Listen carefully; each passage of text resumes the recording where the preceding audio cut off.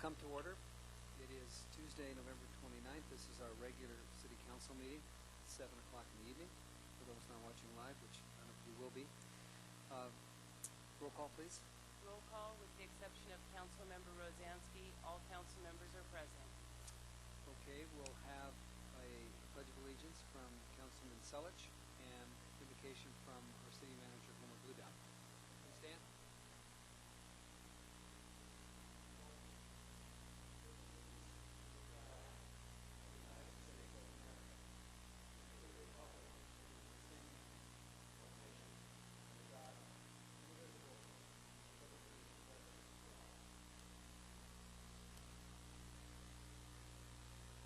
An attitude of prayer. Almighty God, remind us all of our responsibilities that come with our privileges and abundant freedoms. As we pray for our city, let us remember those dedicated people who live and work here. Help us to be good neighbors to one another. And let us offer a warm welcome to the guest of the city, especially tonight's guest from Antibes, France, our sister city. This evening we pray for our city council as it meets and conducts the business of the people with their vision and compassion, their integrity and concern for this city. May they seek common ground in the decisions they make, keeping in mind the challenges. And let their decisions benefit the common good of all who are part of Newport Beach. Amen. Please be seated.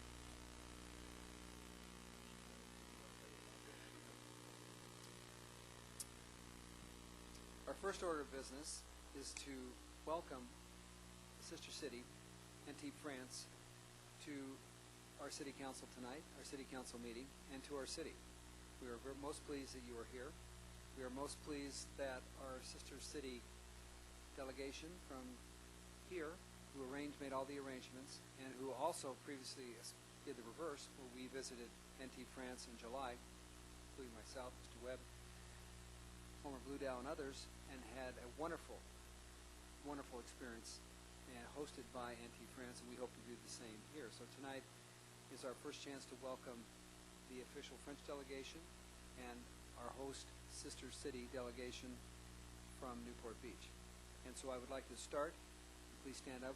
We would like to play, in honor of Antibes, France, the French national anthem.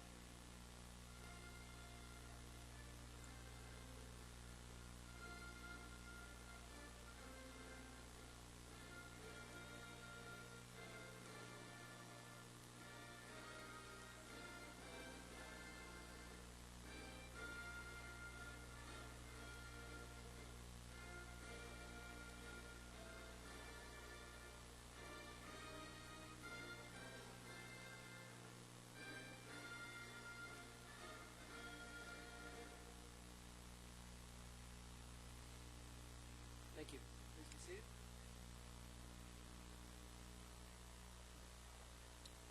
Our next order of business is for me to read two proclamations, or rather, me to read the proclamation in English and to have Marie Atkins read the same proclamation in French. I'm not quite as linguistically suitable as was Mayor Leonetti when I was in Antibes, France, where he read the proclamation in English, and I was tongue-tied and said nothing in French. And my apologies.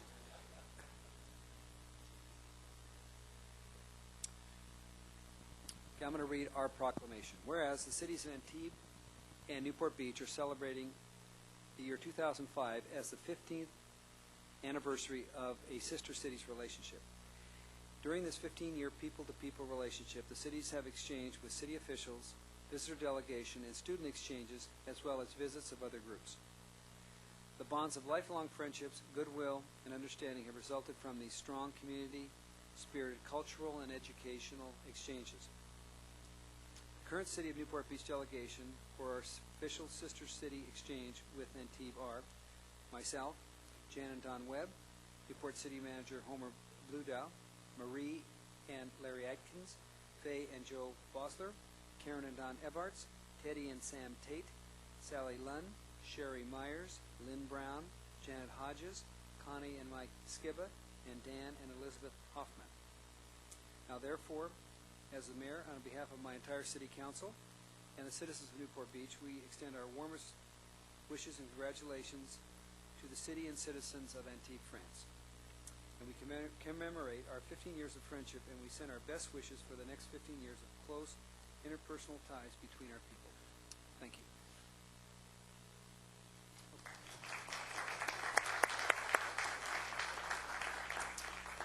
Now, Marie, can you read that in French for us?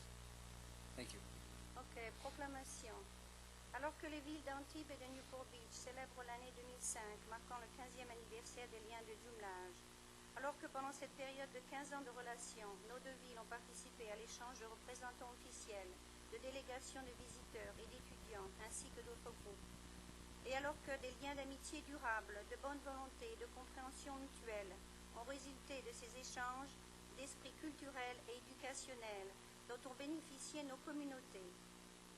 Et alors que les membres de la délégation actuelle représentant la ville de Newport Beach pour nos échanges officiels de jumelage avec Antibes sont Monsieur le maire John Heffman, Jan and Don Webb, le directeur de la ville de Newport Beach, Homer Bludau, Marie et Larry Atkins, Faye Joe Bosler, Karen et Don Everts, Teddy et Sam Tate, Sally Lunn, Sherry Myers, Lynn Brown, Janet Hodges, Connie et Max Skiba et Dan et Elizabeth Hoffman.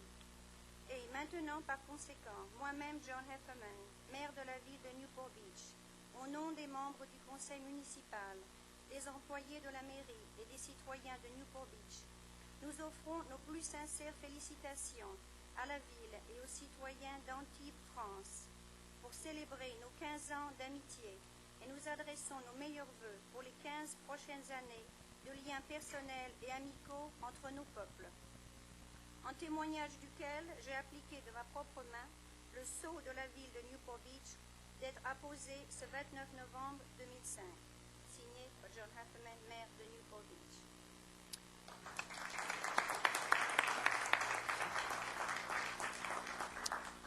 Marie, maybe you could introduce each of their delegation, Yes. which we're happy to host, and also your delegation, your sister cities group as well. Very good. So I'd be glad to introduce Mrs. Leonetti. Please stand up here. She's Mr. Leonetti's wife. Mr. Leonetti, you know, is the mayor of Newport Beach. You met him when you went there last July. He's also a member of the French Parliament and had to attend the session of the French Parliament that he could not miss. So his wife is there to represent him in the city as well.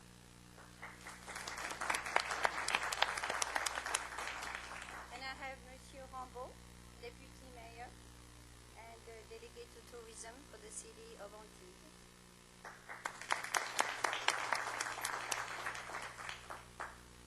Monsieur Eric Projet, Delegate to Sports, also member of the City Council of Antibes.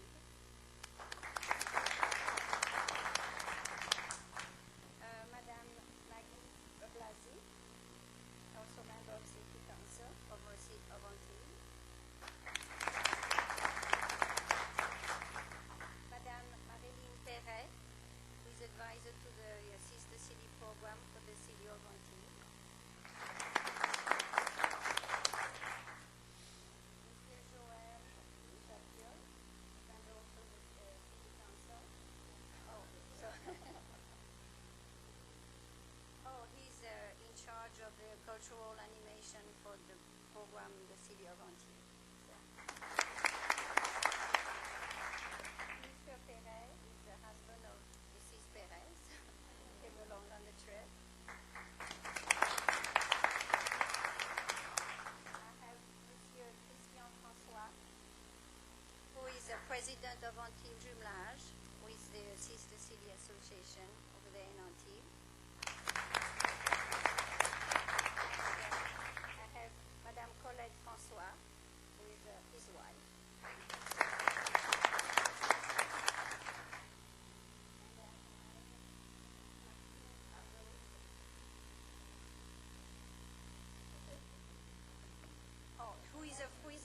a friend of Mrs. Leonetti. So that's it for the French delegation. Would you like me to introduce Yes. our sister city delegation? Yes, thank you. I have Faye Bossler, Renaud Faye. Faye is Vice President of the Newport Beach Sister City Association and co-chair of the Antibes Committee with me. So I have a husband, Joe Bossler. That's my husband, Larry Atkins. I have Mr. Lamberto, who has been a member of the association for a long time. His wife has been a person. I have Mrs. Connie Skiba, President of Newport Beach Sister City Association. I have Justin Myers, a board members of our Sister City Association. I have Mrs. Sherry Myers, also board members of Sister City Association. This is John Webb, who's the Don Webb wife. Mrs. Benedict Bioche is a friend of mine and wanted to be here today because she's president of the French Association for the whole county of Orange. And so she's a good liaison for French people here.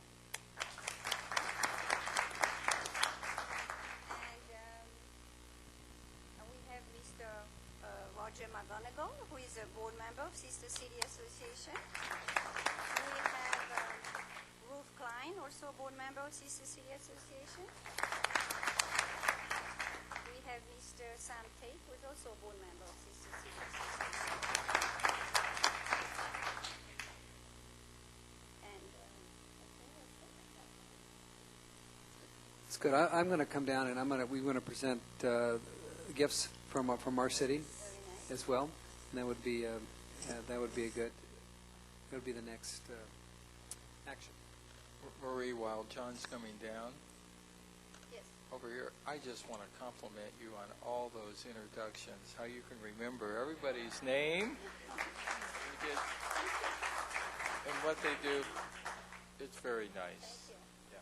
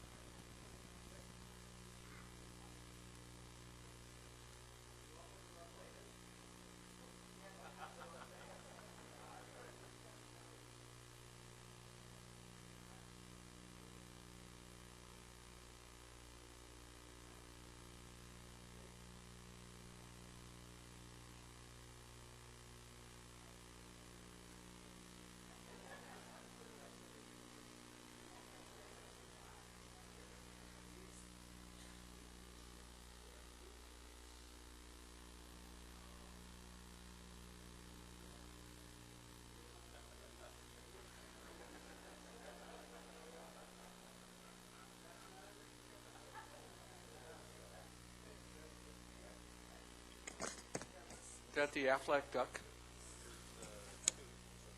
Okay, let's go right down the line.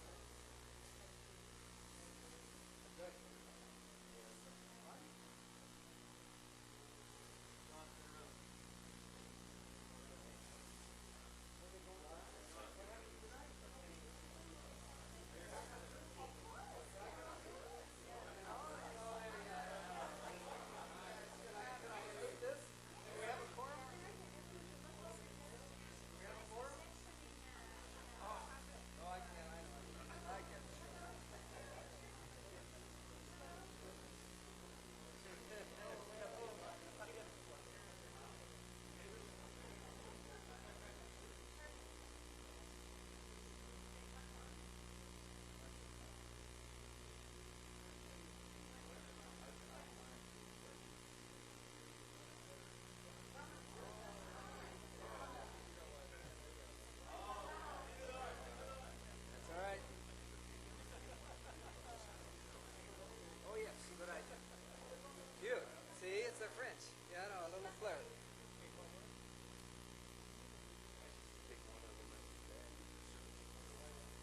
Give this to the, give it, can we give it to Mike?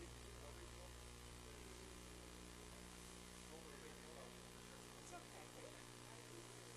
Okay, everybody smile. Hello.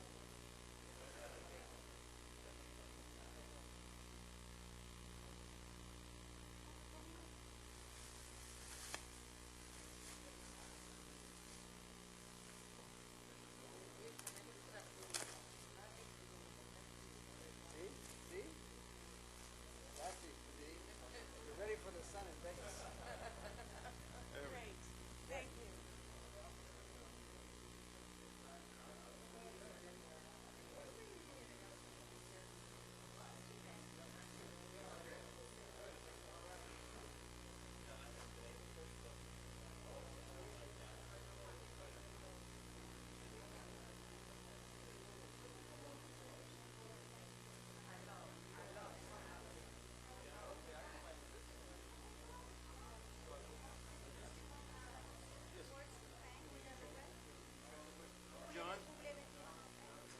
John, we need to let Mr. Ramos have a few words to say. He wants me to translate something. Okay. Monsieur le maire, mesdames, messieurs, j'aimerais tout d'abord vous remercier pour votre accueil et vous transmettre surtout les amitiés et le bon souvenir de notre député maire Jean Leonetti qui a été retenu en France par d'autres fonctions. Vous dire que c'est très émouvant d'être reçu. Traduction. I may not be able to remember everything. Well, he said, good evening, Mr. Mayor and members of City Council. It is an honor for us to be here tonight and being so well received by the city and to feel so welcome. And I have to relate to you the best wishes as well from Mr. Leonetti, the mayor of Antibes, who regrets he could not be here because of the Parliament session. Vous dire également que je suis particulièrement ému d'être ici pour le 15e anniversaire du jumelage entre la ville de Newport Beach et celle d'Antibes, car j'étais là en 1990 lorsque nous avons signé cette charte de jumelage.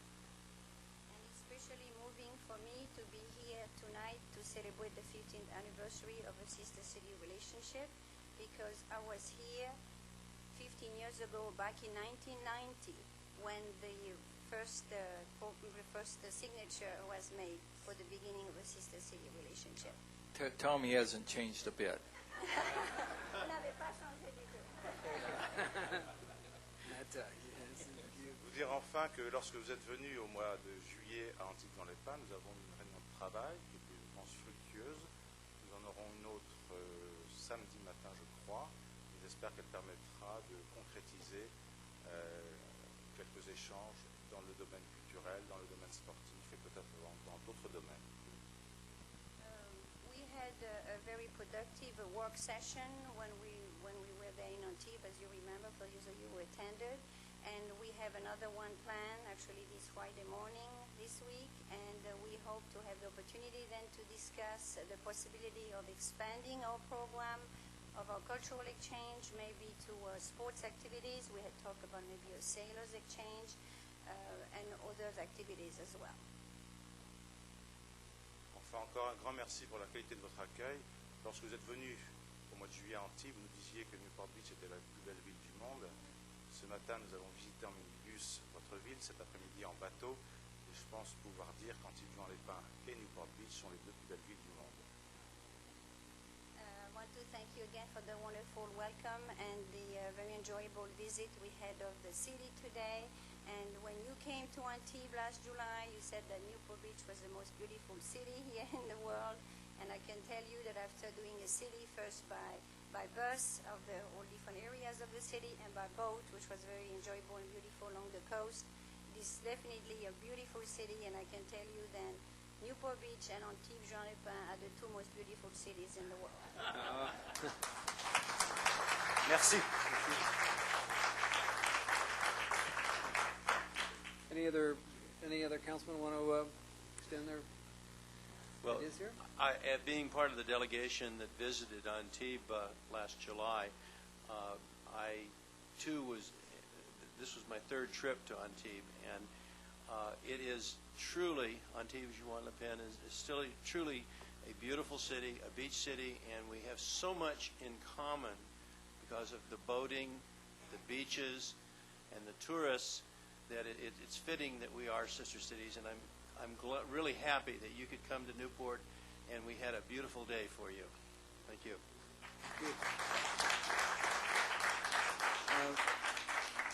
Homer, I think this is true. When they leave, they can see the rose garden. Isn't that a gift from Antibes? As you leave, and it's not the best time of year for the roses, but we appreciate the roses all year long, and they're a gift from your city. We thank you again, and thank you for joining us in our city this week, and we hope you have a great time. And don't leave all your money in Las Vegas. And maybe they can see the marker that does say that the Rose Garden is from Antibes. There is a marker out there on this side. Okay, thank you. Thank you again.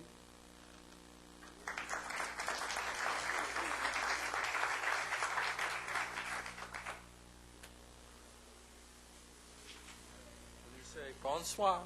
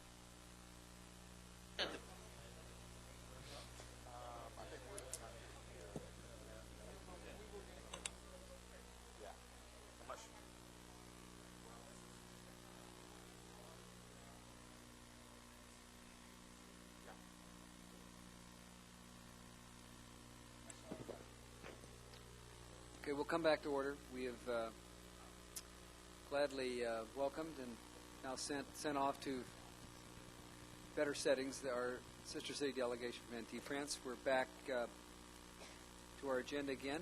City Clerk, what's our action item? Continued business, general plan update, review of the draft land use element. Okay, what's our roadmap tonight? Woody Tesher again. We are Groundhog Day. we're continuing through the districts in the land use element. Last time, the only one of the districts you got through, but you did complete, was the airport area. So we will be picking up, starting with Banning Ranch and continuing in the order in which they're presented in the land use element. And tonight you have two colors as well as red print. The yellow. Mr. Selich, before we get started, was there comment about what we had, a change over what we had done last meeting over neighborhood design? Is that something that we should address now? Well, I think the staff's going to bring that up from the Planning Commission. Oh, you are? discussions Okay, after fine. Okay, go ahead. Excuse me. So what page do we start on? Well, first let me just point out that in the land use element in your packet this time, the yellow highlighting shows the changes that were made by the Planning Commission last time. The turquoise ones, which unfortunately are a little harder to read, are the changes the City Council made last time. And the red are the changes from the GPAC. Sure, and if I can interrupt you, I think we're going to be working from the table of contents opposite page 1 then, which shows what issues were talked about at the last special meeting and which ones we will go through tonight. We're starting with Banning Ranch. Okay. Well, I think I heard from one of the staff members that we were going to go in the order Yes. in which they the order. are Yes. in the table of contents. But the Planning Commission did go back and consider some of the changes that the City Council had made last time and have recommended some changes. The first of which is at page 15, and this is policy 5.1.5, dealing with single-family detached and duplex neighborhoods. In the second bullet in that policy, they wanted to change the word surrounding to neighborhood, so that, and Mr. Tesher is showing us on the screen. So it now reads compatibility with surrounding neighborhood development, density, scale, and street-facing elevations. Not surrounding, it's just neighborhood. Neighborhood, did I say Yes, sir, surrounding you said again? surroundings. Neighborhood. Just a point of order, Mr. Mayor. Yes. As we go through this, I mean, we're not going to remember all these things, so should we take votes on these little items now, or do you want to wait until later? I just don't know. As we go. Last time, Right, as we we were go. doing straw votes as Okay, we well, go. Sharon, could I just clarify as well that what the Planning Commission is looking at is material that we have not yet looked at? Right now, we're talking about material that you did look at last time. So they're going back over what we approved? In Right. just a Only few in this one cases. area. Only in this one area, And there are a few others. with a couple others. Yeah. In other words, what they did, they looked at what we did at our last meeting and had accepted most of it, except for very Yes. specific items. Correct. That's what we're going to do first before we get into new territory. Correct. Okay. Yes. And the reason for this change was? That surrounding is too narrow a term, and it could be interpreted to mean just looking at the houses immediately Adjacent, surrounding, touching, adjacent, okay. touching, rather than looking at the broader Entire neighborhood. neighborhood. And I think that what staff had always intended with this policy was the broader neighborhood, and so we're comfortable with this change. I'm comfortable. I like that. Do we have a straw vote? Do we have? Good. All right, good. You've got it. In the same section, the last time the Planning Commission had asked for a new policy, which we forgot to insert. And this is a policy that would require adequate parking and provision for services such as trash enclosures commensurate with the size of new houses. So that if you have a house that has 5 bedrooms or something, the parking requirement would go up in proportion to that. Well, you said trash enclosures, not parking. Both. Oh, well, I mean, if there are two people living in a 5-bedroom house, does that mean they generate more trash? No. I guess I'm missing that. We may need two separate policies for this, but the idea was to make sure that you provide for things like trash enclosures so that the trash cans are not just out in the alley in new residential development. And then the other idea was, as houses get larger with more bedrooms, that we should consider increasing the parking requirement proportionally. Why? And what was their reasoning? I mean, if you have 5 Because- kids and they're all in elementary school, they're not driving. And because they'll be in high school before long. You have 5 kids in high school. Yeah, but, you know, that's at 16 to 19, I mean, then they're gone. I mean, you're requiring, what are you going to do? Have a 5-car garage? 5-car garage? I mean, I just, Well, the commission didn't talk about what the number should be, just the general policy that we should consider that it be proportional to the size of the house. and you're assuming kids will park in the garage. Well, how about the nannies and the other servants for the larger houses? So that I think a larger house does require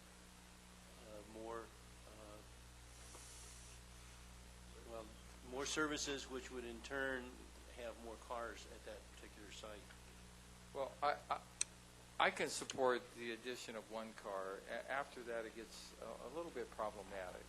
I mean, if you have a 2-car garage, I certainly understand where you're coming from. You know, I've had a domestic for years, and I can assure you, they would not park in a garage. It just doesn't happen. But I understand the discussion, but you know, once you get into 4 or 5 cars, I mean, what are we creating here? Storage areas? Basements. Well, I think their comments stem more from the older areas of the city where the parking is tight. And I know that some beach cities, like Huntington Beach, for example, in their small lot downtown area, they have established parking standards based on bedrooms. I don't know what the ratio is, but I know that it's based on a bedroom count. And I don't think they're suggesting a ratio here. I think they're just suggesting that we develop a ratio in our zoning code at some point in time here. Okay, so it's just a broad policy. Any other comment? Okay, we have a straw vote. We have 1, 2, 3, 4. We got 4. Okay, is that enough? No strong objections? Yes. And actually, that is, those are the only 2 things from material that you covered last time, other than some typographical and clarification corrections, and I don't think we need to go over those. So now we can move to Banning Ranch. On page? 28. Page 28.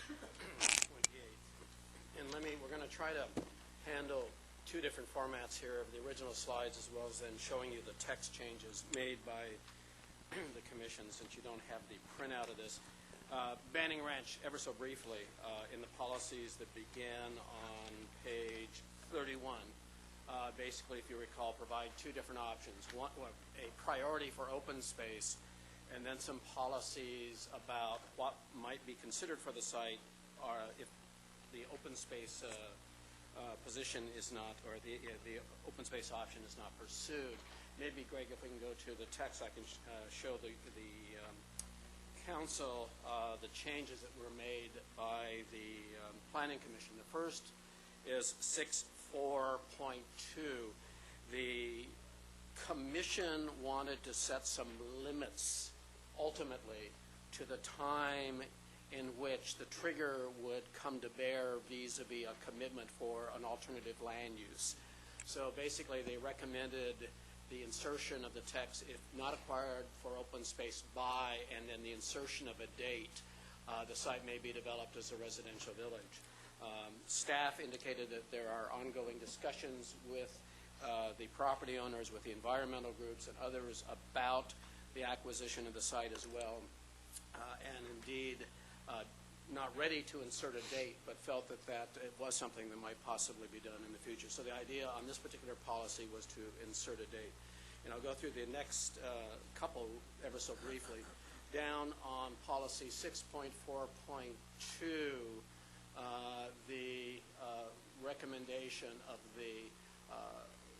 your recommendation and direction for consideration in the environmental impact report for the number of housing units was 1375. The GPAC, as I think I indicated in the last meeting, went back to all of their original land use recommendations on a citywide basis. So they cut the number down.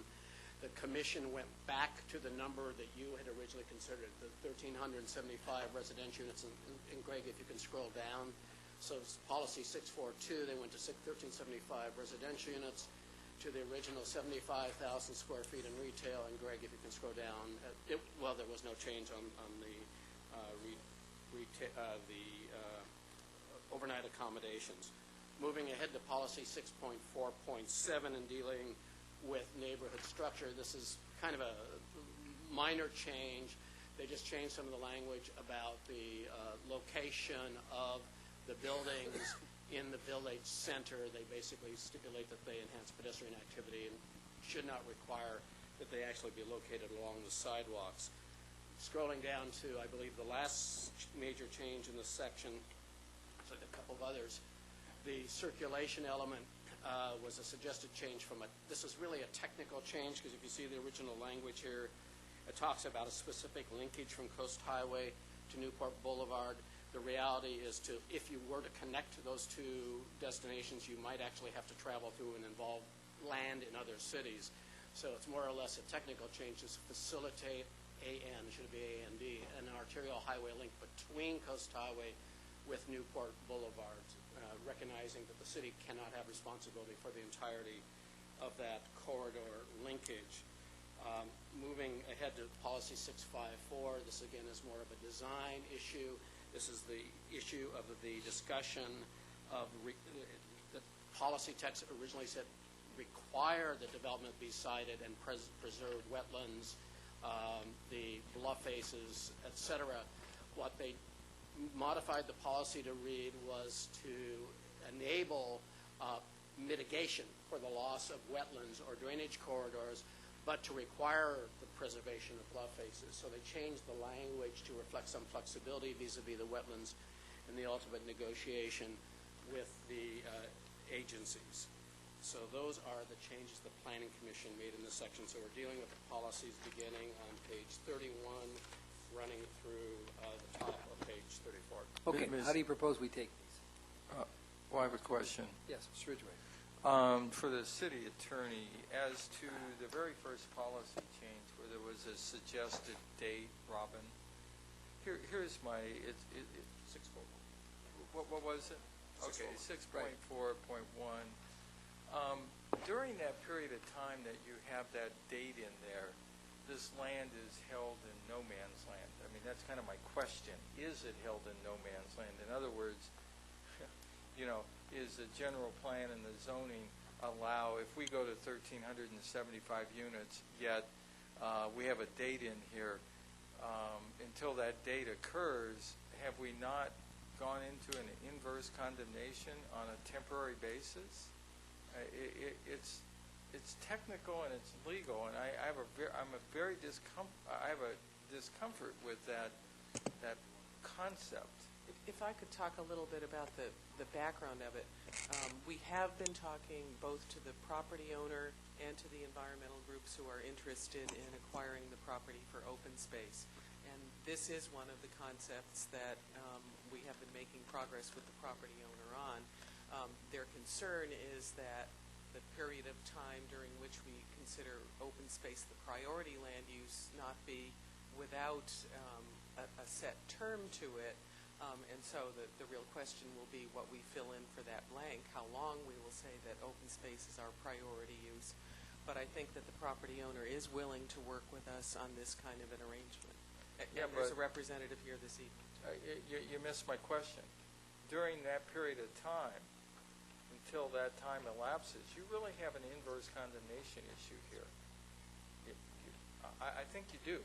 And even though the landowner is being cooperative, I think technically you have a significant issue and problem here, and I guess I just don't want to go there with the date. In fact, I don't even want to go there with the concept of this priority use, because to be honest with you, I don't agree with the priority use of all open space.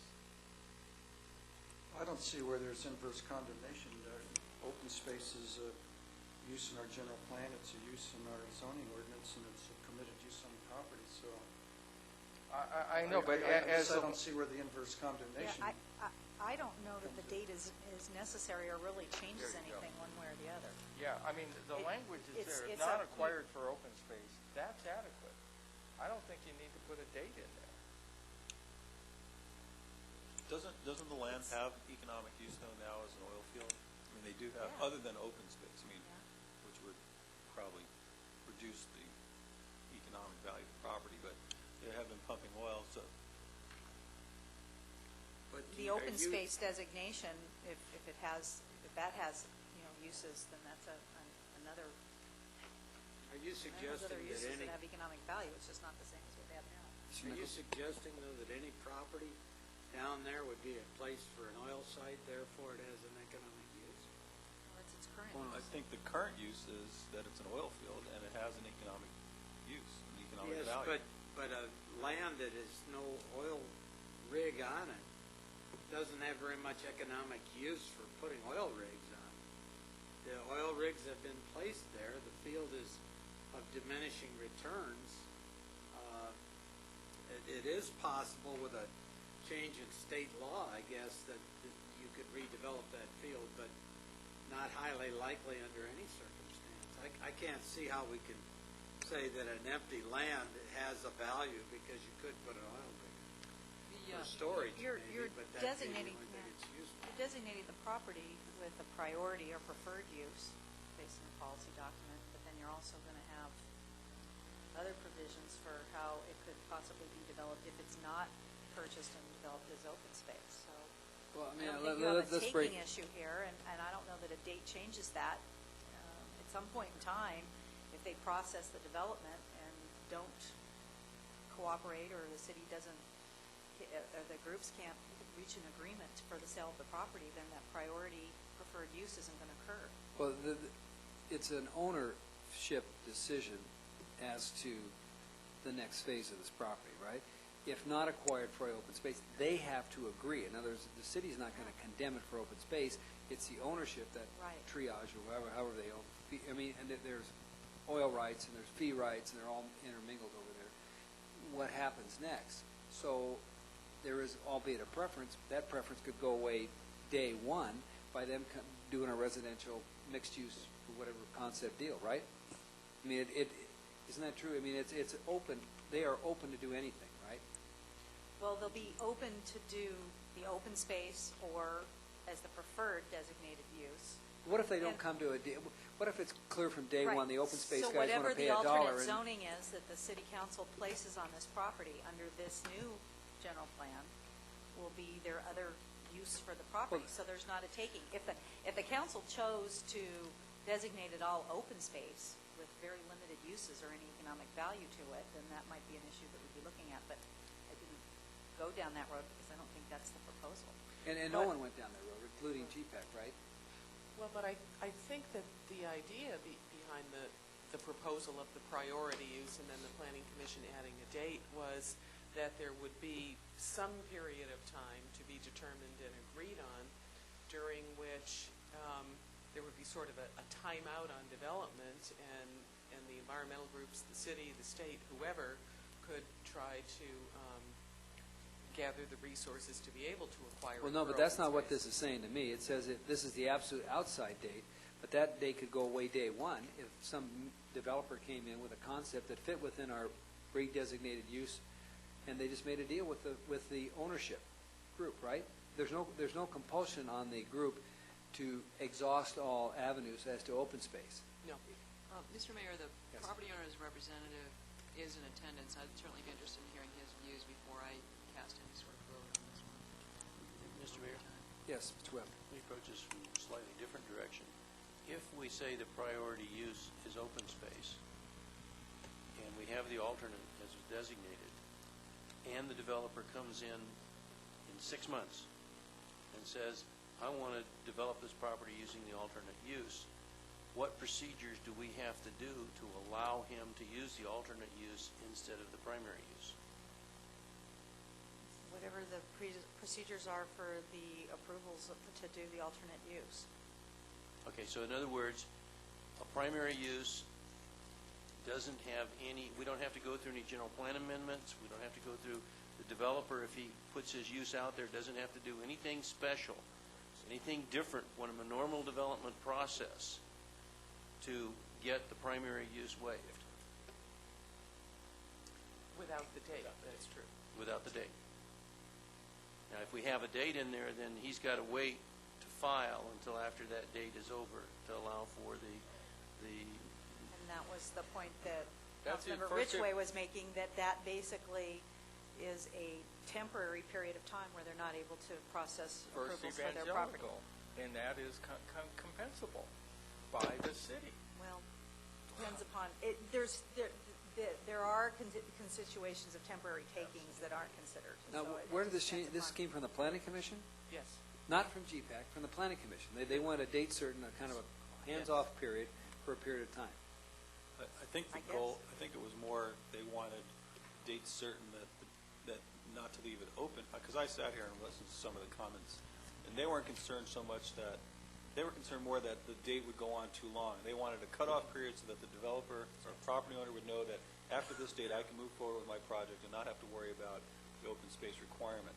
I think another thing that really comes into play here is I've been in some negotiations with city staff, with the developers, or the owners' representatives, and there's been talk of trying to work out potentially a development agreement or some sort of mechanism whereby there would be a period of time that the environmental community or whoever would step forward to try and acquire the land, and then other possible scenarios on how the land may be developed in the event that they could not pool the resources to acquire the property.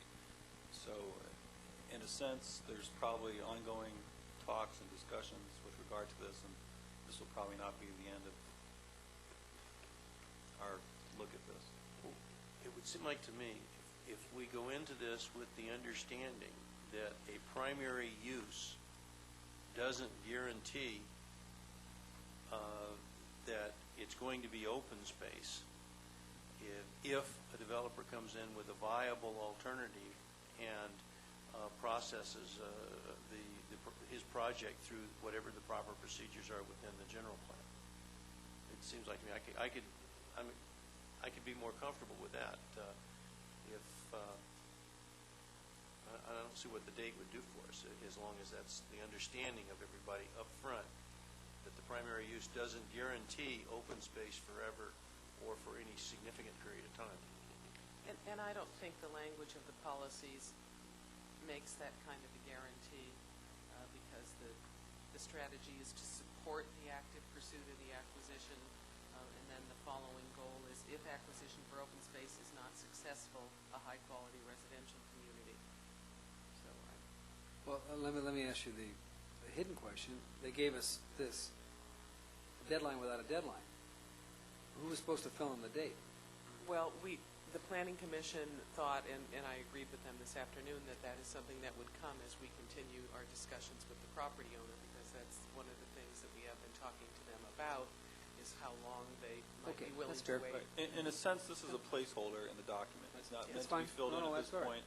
And it may change come April or May when we vote on this thing, but Okay. for the time being, it was really just meant as a placeholder. Well, this one is fraught with problems, but let me ask another question. 6.4.1, alternate use. If not acquired for open space, the site may be developed as a residential village. Okay, maybe. Doesn't say it will be. So then we establish the accommodation of a maximum, let's say it's 1375 units.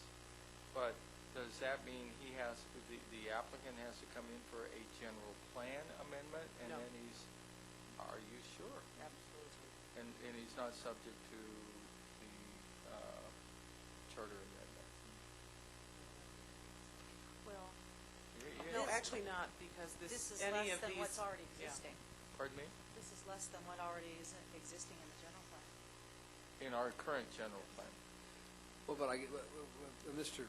Ridgway's asking is that if they don't do open space, then is the other use already approved in the new general plan? This is already set. That's in my the new point. So general they don't plan, have to come what back their and get entitlements are. 875 or Unless they 13. wanted to do something different than what was set in the new general plan. I appreciate all those comments. I would certainly caution the applicant to check with his legal staff because I'm not entirely comfortable with what I'm reading here. I voiced my concern about what I thought was some inverse condemnation for a temporary period, and I have a concern that they are not getting, whatever entitlement we're giving them.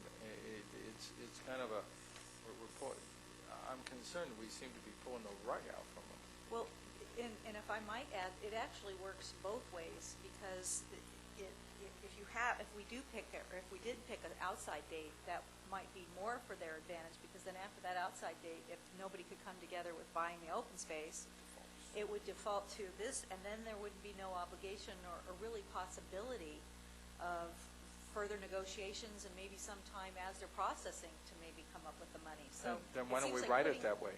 It's not specific to that. Why don't you default it to that?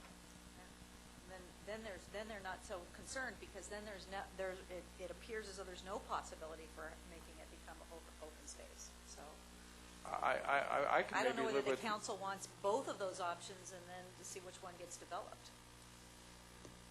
What's to So say they that's don't up go to to them. the county anyway? I mean, are we not going to have that happen? I mean, if we play around and make a real stringent development on this, why won't they go to the county? Everyone else has. Dick, I think that the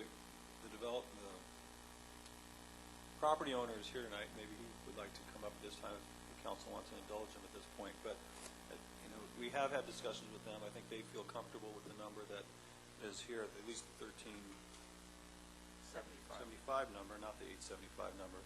The 1375 number, the 75,000 square feet of retail space and the 75-unit hotel. And so the gist of the discussions that staff and I have been having with the property owner is to entice them to come to the city and develop here, as opposed to going to the county, which would probably not be in the best interest of our city. So I think you're pointing out a problem that probably doesn't exist, at least with the numbers that the city council had recommended. But if we put in this extra thing that we're going to hold all development on. I think they're in agreement with that too. Again, I would encourage Mr. Basie to come forward, and he can probably speak best for the property owner since he's the representative. Is this okay procedure-wise to take an item, specific item, have public testimony on it? Okay, council agree with it? Fine. Thank you. Good evening, Mr. Mayor. My name is George Basie, and I'm here representing the property owners from the Banning Ranch.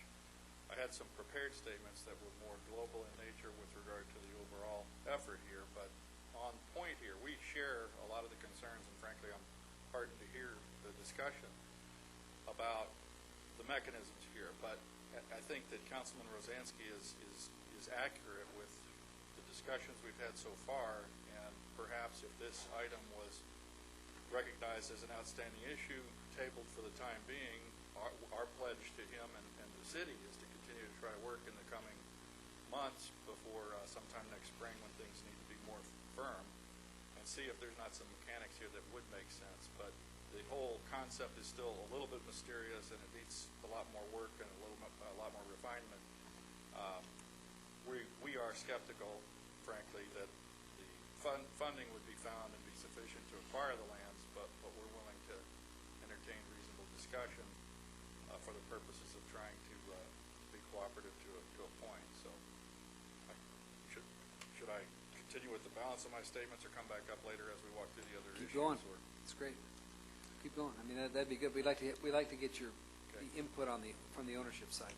Well, the Planning Commission was very receptive also earlier today. We worked with them and staff to develop the George, at the chance of maybe cutting you off, I, for one, support everything the Planning Commission did today. And so maybe we can find out and poll, and then we can move on. That would be fine. So I just want to say, and the Planning Commission did change it back. We do have their notes. It was typed up. So I don't know how everybody else feels, but I support what Planning Commission did today, and There seems to be a discrepancy in these notes, though. Yeah, Because it says 1765, and Woody said that they went back to the 1375. That's correct. That's correct. So this is That, not... that was the original Planning Commission recommendation. This is a summary that Councilmember Rosansky requested. We prepared pretty quickly this afternoon, and it shows what's allowed under the county general plan, the existing city general plan, what's the GPAC recommendation, what was the original Planning Commission recommendation, and what was the city council selection for the project description for the EIR, which, as of earlier this afternoon, was the Planning Commission recommendation. Right. The Planning Commission basically adopted the changes that we made originally. Okay, well then, I support that. I support that as well. I do too. Mr. Selich? I do as well, but I'm sorry. But I Go think ahead. there's an issue with this, putting the date on the end of it, the 20 years, though. And I would respectfully propose that we just recognize there's an outstanding issue, that we need to have some better definition around this concept, and certainly in a manner that you folks understand, that we understand, and that some of the other open space advocate groups understand, that makes sense, because we share the concerns that were raised by Councilman Ridgway with regard to being found in some paralyzed period of time with not able to do something with our property, so. Can I raise I should probably know this, but I don't. Is there a long-term plan that this property be in the city? I hate to. It's It's in in our our sphere of influence. And Was there so a that- reason that we have not annexed this? No, actually, it's because you need the property owner's consent, and I doubt that the property owner would consent until he sees Well, the I'd like to general be plan. right here. What's your opinion about that?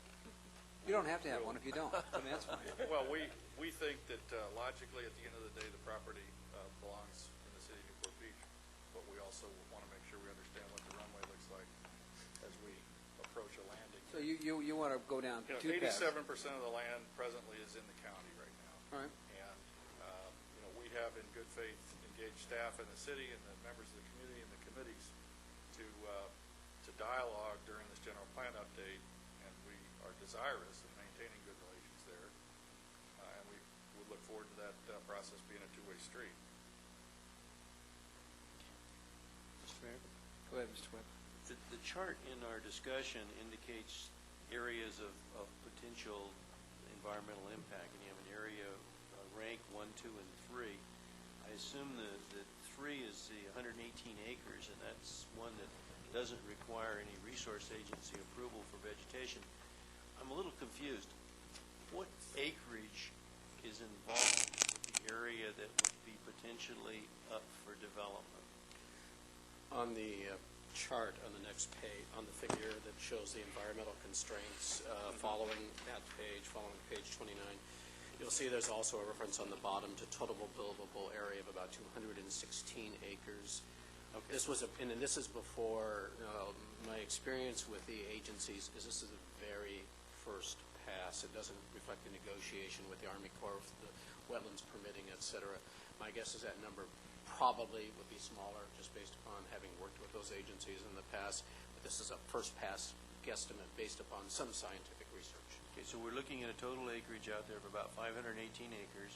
If you look at that map, the green area and the pink area are going to be habitat value areas that maybe some portions of them can be mitigated, but maybe not. The orange area or the bluff area. That's correct. And so you're really looking at the developable areas as being the areas inside the orange and red area. The yellow area is a fault zone. That's correct. So, but that's just something you just have to design around. Right. But your 218 acres would be then inside really the orange and the red envelope. The areas sort of. without color. The areas without The areas color. without color, okay. That's right, you do have a lower area there, don't you, that potentially could, okay. So we have, I don't understand the chart that is in the discussion then, why that is even there. It really confuses the whole process. We can modify the chart to make sure it reflects the graphic. The map and the chart somewhere or another need to, either you refer to a map that says these are the 1, 2, 3 areas, or you go back to the map and put a chart together that agrees. I think that would help us. It's probably worth mentioning the green areas on that map are already in public ownership with the core, with the restored So, wetland areas. and that's that's your Outside of 518 acres because it's in the zone, but not necessarily under the ownership, and perhaps that should be separately designated so that we take that out of the, since it's already gone, that we take it out of the area in play. Does that make sense, maybe? Well, What's the rest of the council think? Mr. Ridgway? It's okay, but there's somewhere, and I have a vague memory of this because I read it, where they talk about what percentage of the land is developed, and if you're taking out, I just think you have to be careful. If you take out this Army Corps of Engineer properties, all of a sudden your designated acreage has now been reduced by sleight of hand here, and I don't want that to happen. So I guess, we're all kind of in agreement here. I'll go sit down. Well, we're all kind of in agreement, but I think, Woody, we need, there's a lot more work to be done here. Is that probably? These Sure. red areas, are you conceding the red areas? No, we're recognizing that those have significant environmental constraints. Virtually all of the property right now is heavily encumbered with oil operations. And so part of our proposal will be to unlock that existing use from the vast majority of the site and cause a transformation with some development, but lots of open space. We recognize that there will be substantial open space associated with the project. Good. All right. Thank you. Mr. But Bassi? the time limit, you'd like that just removed, right? I mean, as far as... I'd like to, we've recognized it as an issue. I think staff has recognized it, and we would be committed to continue to work with staff and all of the stakeholders. But you're not looking at a 20-year time under any... That would not be our first choice. I would just suggest we leave that out for now and just leave the language as is, and then you continue to work with staff. That would be fine with us. With the understanding that the primary use, along with that primary use, doesn't have any specific period of time to it. In other words, we take that number out, but we don't want to guarantee or promise anybody that it's going to be a primary use of open space for a extended period of time. Yeah, you need to have the right to move on it in a year. That's the way I see it. That there wouldn't be essentially a moratorium on us proceeding with our property, but we would always have an open ear, and there you go. Certainly would consider reasonable offers, but we're skeptical, but nonetheless committed to work. Personally, I just assume that the placeholder be left in there. The Planning Commission thought it was important. I don't think we're filling in a date today. We'll definitely need to be addressing it again at some point. Yeah. And although I'm sure George and his folks would like to start turning dirt there tomorrow, realistically, no matter what they do, even if we approved 10,000 units on that property, that's not going to happen. So I think the developer understands that there's a certain time frame here where they're going to need to seek approvals. Clearly. It'll be a number of years before we see any kind of development on that property. And so with that recognition, I think they understand that there may be a window here where others can come in that would like to preserve the property as open space and make an attempt at satisfying them as to their investment returns or whatever they need to justify selling the property at a given price. And so I just assume just leave it in for the time being. Was it blank? Yeah, with a blank. Just one question. These red areas, they are developable, so is what I'm... they're dry land right now. They're not... Well, portions of them down on the upper left, this area right here. Right, the big area. Is in a lowland area, but it's crisscrossed with roads that are not wetlands. But it would be... Don't they call it a degraded wetlands significantly area? degraded wetland areas, and that would also be an element of the planning process to work on. And there were also species of wildlife and plants found in this area. Broken up, they're degraded, and they've been impacted, but they're also on list of threatened and endangered species. Is there any area, because we're doing our general plan, where we have any leverage? Shouldn't use that term. Leverage to have this in the city, so it's not a Newport Coast situation where these entitlements get off-site, then they're annexed in bulk. is this the time to be asking for it?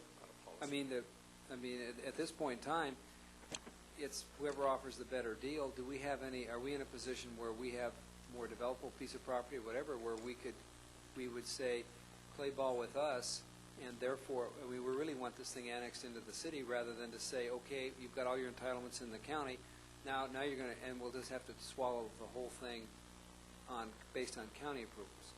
That was why staff recommended, and the Planning Commission also recommended, that we go back to the higher development limits, the 1375 residential units and 75,000 square feet for commercial, as opposed to the lower numbers the GPAC had recommended. So instead, I'm sorry, go ahead. so instead of a legal approach, more of a sales approach of creating an incentive. Yeah, Mr. Mayor, as Yes. staff already said, the landowner does have to agree to the annexation. And certainly they could forum shop here, even though we surround it with a 1-foot strip. They could go to LAFCO and ask for that to be de-annexed from our city and actually go another route. So the landowner controls more than anything. There's not much we can do about that. Well, other projects in similar situations, county territory, sphere issues with cities, we have worked, and it would be our preference to work with the city on a pre-annexation agreement basis, where we both negotiate out the appropriate terms and provisions and set the stage for annexation. And I think that's the spirit with the dialogue that we're having right now, and that we hope to continue to build on. Agreed. Okay. Okay? Thank you. City Attorney, we've opened it up for one. The owner, is it appropriate we open it up to the balance of the audience, since this is, or not? You can open it up for public comment anytime before or during the What do you think's fair? discussion. We've let the landowner When it- talk about Banning Ranch, which is kind of a, what's the council's? My suggestion is that on this Banning Ranch subject, before you move on to the next one, that you open it up for public comment. The Planning Commission opened it for public comment for each district, and that worked well. Okay, so should we first conclude with the rest of the comments, or has the council concluded with them? I have a couple comments. Go ahead, Mr. Webb. My pet subject is the active community park on the site, and I don't see it mentioned in the discussion leading up to it. It would seem like to me it would be appropriate at the end of the general discussion to indicate that the recreation element shows a deficiency of active park uses in this part of the community, and that it would be proposed that there be an active community park site of, I'm stuck on 20 to 30 acres with night lighting considered. Is that where it is? On page 33, policy 6.5.2. Well, I was thinking that to support a policy, it seems like you should have some mention or discussion in your text leading up to it, so that there's some basis to provide the park. The deficiency is discussed in recreation, so actually there was, while we didn't incorporate this particular comment from the Planning Commission, we do have a note here that the Commission wanted us to reference this back to the fuller discussion in the recreational element to make sure that those linkages are made. Okay, and would that be in the discussion, or is that just policies? It would be, we can add that into the policies, I think, which is the appropriate location, because it strengthens Stronger the than policy. Okay. So that, of course, I'm hung up on several different areas showing it in the policy. So you're saying that the only place it would be really mentioned as an active park is in page 33 under 6.5.2. Pretty specific. And actually, I think that a little bit in the discussion on page 29, that very last paragraph, because it says, if Banning Ranch is developed as a residential community, public input has entered. We could add park to that. That's where, that paragraph, I think it should show, I'd like it to say active community park as opposed to just park. It also says it in goal 6.3 at the top of page 31. It says active park lines.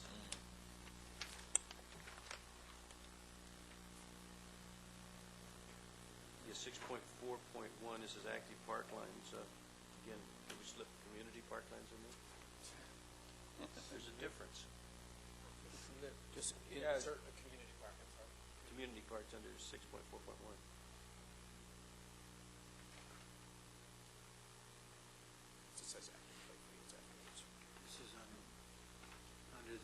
6.3, Don?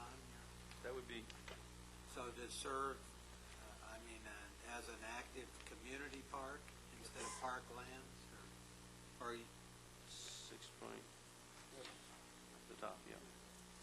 That's really just your goals, and then so you specify it in more detail. So, Insert community whenever we say park.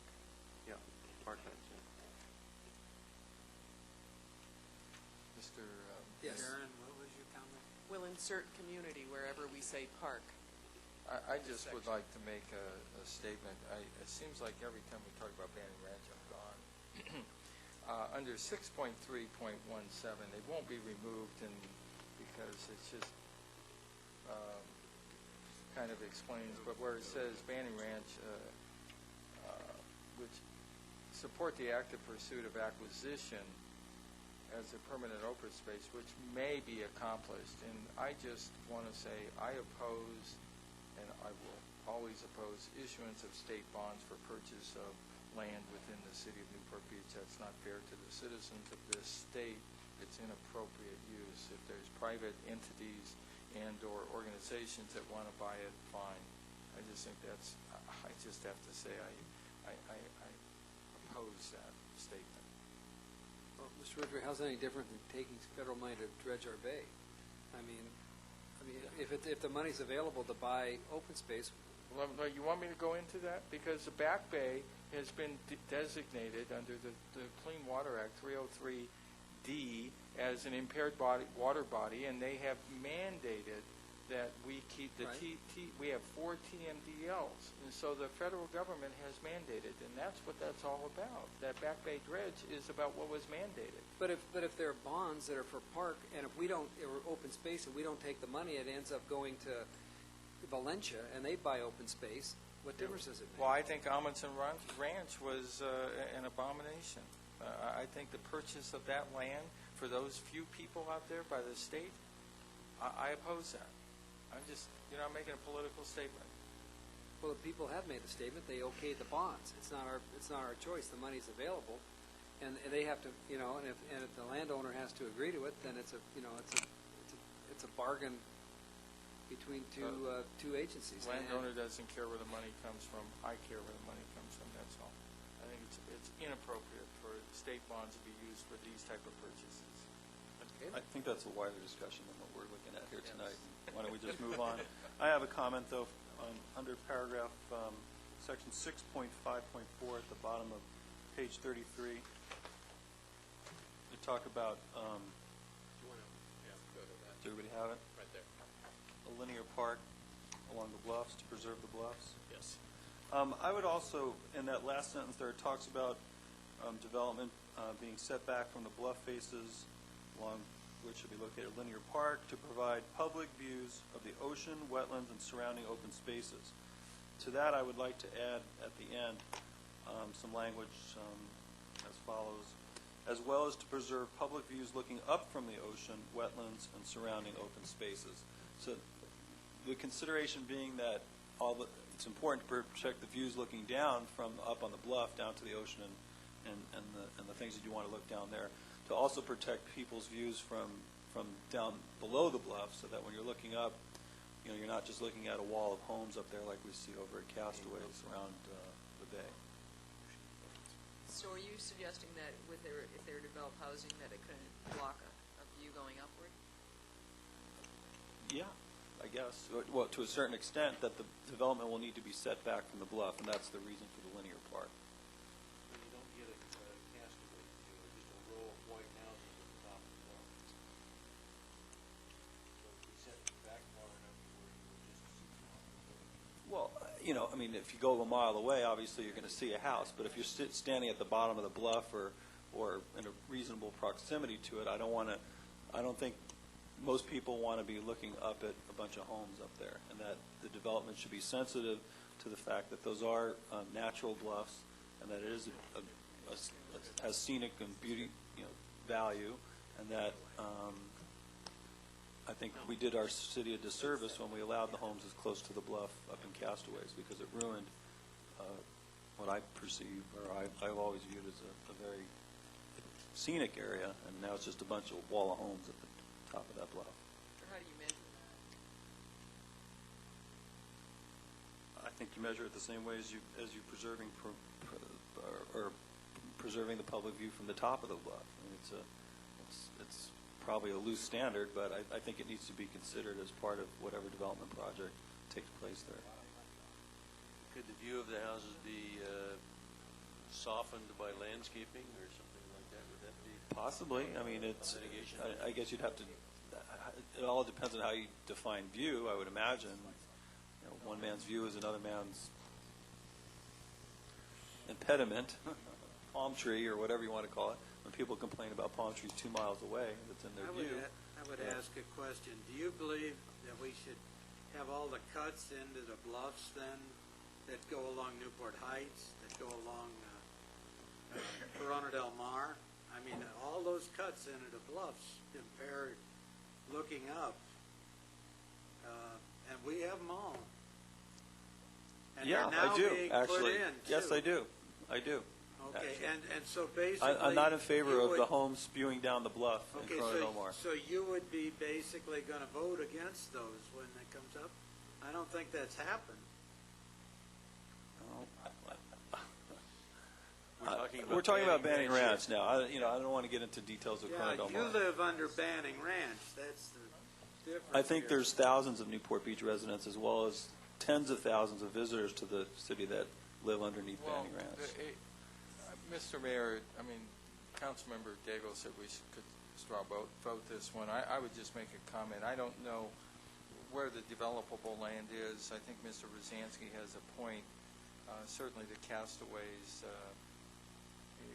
aesthetically, it could have been much better. Over in Dover Shores, under the LCP, we have specific setbacks. It's too soon to get into a setback discussion here because this is a general policy document. I think if you leave it for future, I submit to you ultimately when you get to a specific zoning, you could have a setback of 100 feet. You know, it still preserves the view of the homes and at the same time preserves the bluffs and that type of thing. Right. I think it's more specific at a later date.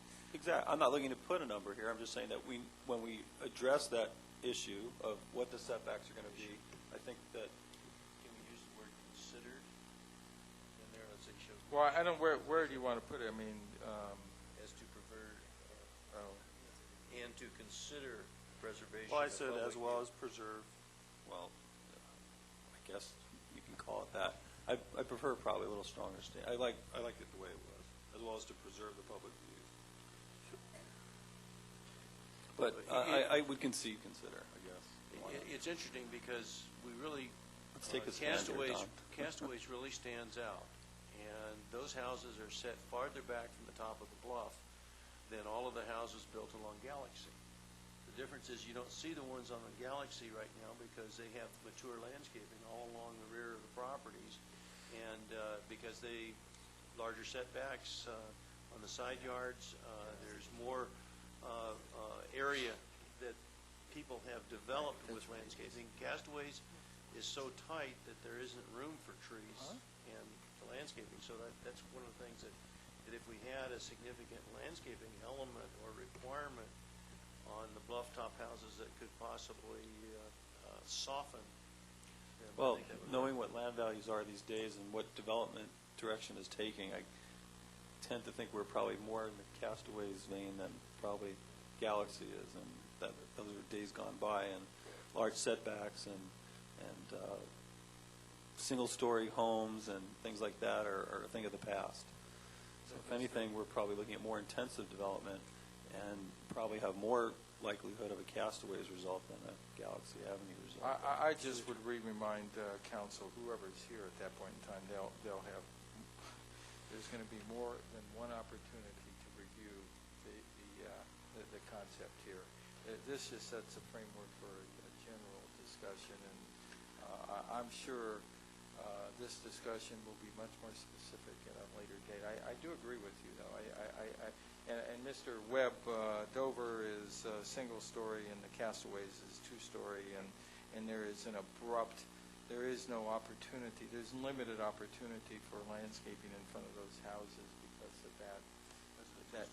Yeah, and it's a severe drop-off. But anyhow, enough of that discussion. I think we can move on. I think be my suggestion. Should we have a straw vote on this inclusion?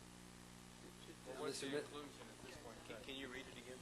I just wanted to add it to the end there, as well as to preserve public What views. section, Steve? At the very end of Page 6.5.4. 6.4. Talks about, along which shall be located a linear park to provide public views of the ocean, wetlands, and surrounding open spaces, as well as to preserve public views looking up from the ocean, wetlands, and surrounding open spaces. To me, that's too vague and too broad. I would just say that because, as Mr. Webb said earlier, at what point where do you stand on up in Huntington Beach and look? And, you know, the public views. Well, okay, we're going to do a straw vote. Excuse me, could I suggest just one addition there, as well as to preserve public views of the bluffs, so that we know what we're protecting? Yeah. But I don't think that's not No. what you're trying to come up with. He just No. doesn't want a hard row of I don't see them houses at the building top on the of bluff, because I don't think Coastal Commission will ever let them build on those bluffs, because they're natural landforms to a large degree. Are So you I'm not so really- concerned about the actual bluff. I'm concerned about the view from below, looking up at whatever development is constructed up there. Are you really looking for a park that you could walk behind the houses?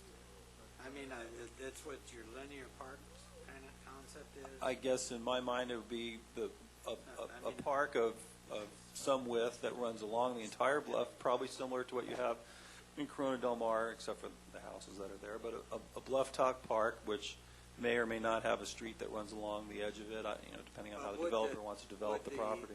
Would the people own, let's say, 40 feet back from the bluffs as in Castaways, and that No, would be it would be a walkable? public park, right, public open Castaway space. has a public walkway. Yeah, Oh, I'm they sorry, have a I'm sorry, public that's right, public Well, access way. something like that, I mean, that has some merit, but as you're moving out, you're going to see a house.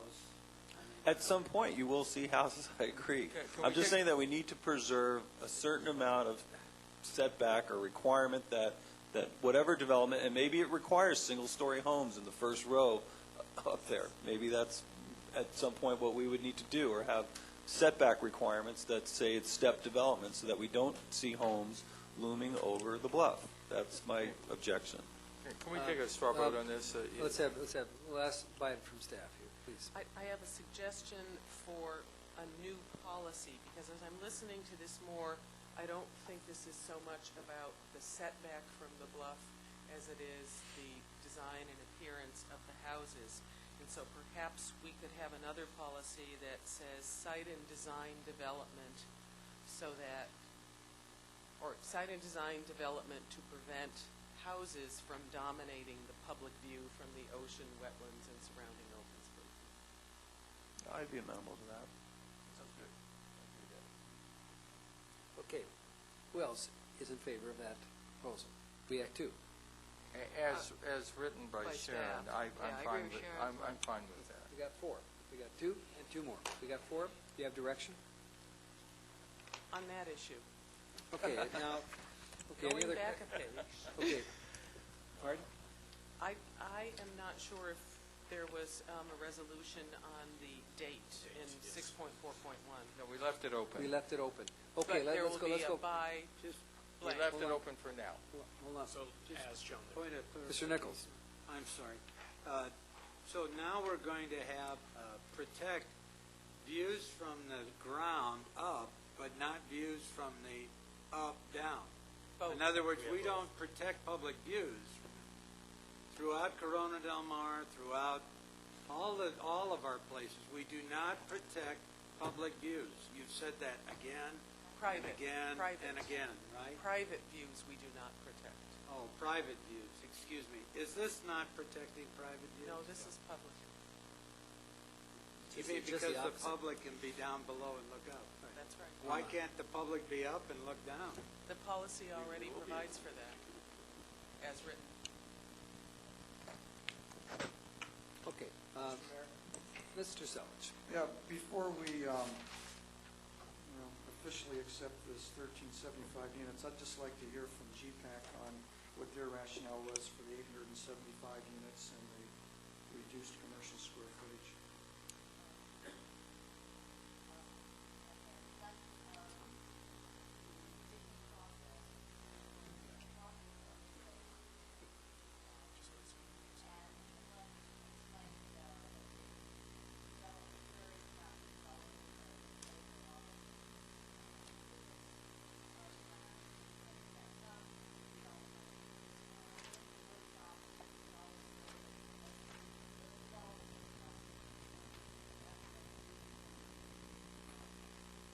But the number that you folks selected was just an arbitrary number, wasn't it? Just half of what the Taylor Woodrow plan was? There was no science involved in it other than half of the Taylor Woodrow plan. Okay. Okay, yeah, that's kind of what I was getting at. Well, do we need to take a straw vote on that? Thought you already did. No, I thought you already did, but I just want to understand, get out what their rationale was, so that at least we understood it before we, moved on this issue. Okay. Any other comment before we open up to the public? Sharon, are you clear on direction from us? Yes. Not that the public will not sway us. Okay, should we open up to the public? If you want to speak on Banning Ranch, now's the time. No one. Okay, closed. Move on.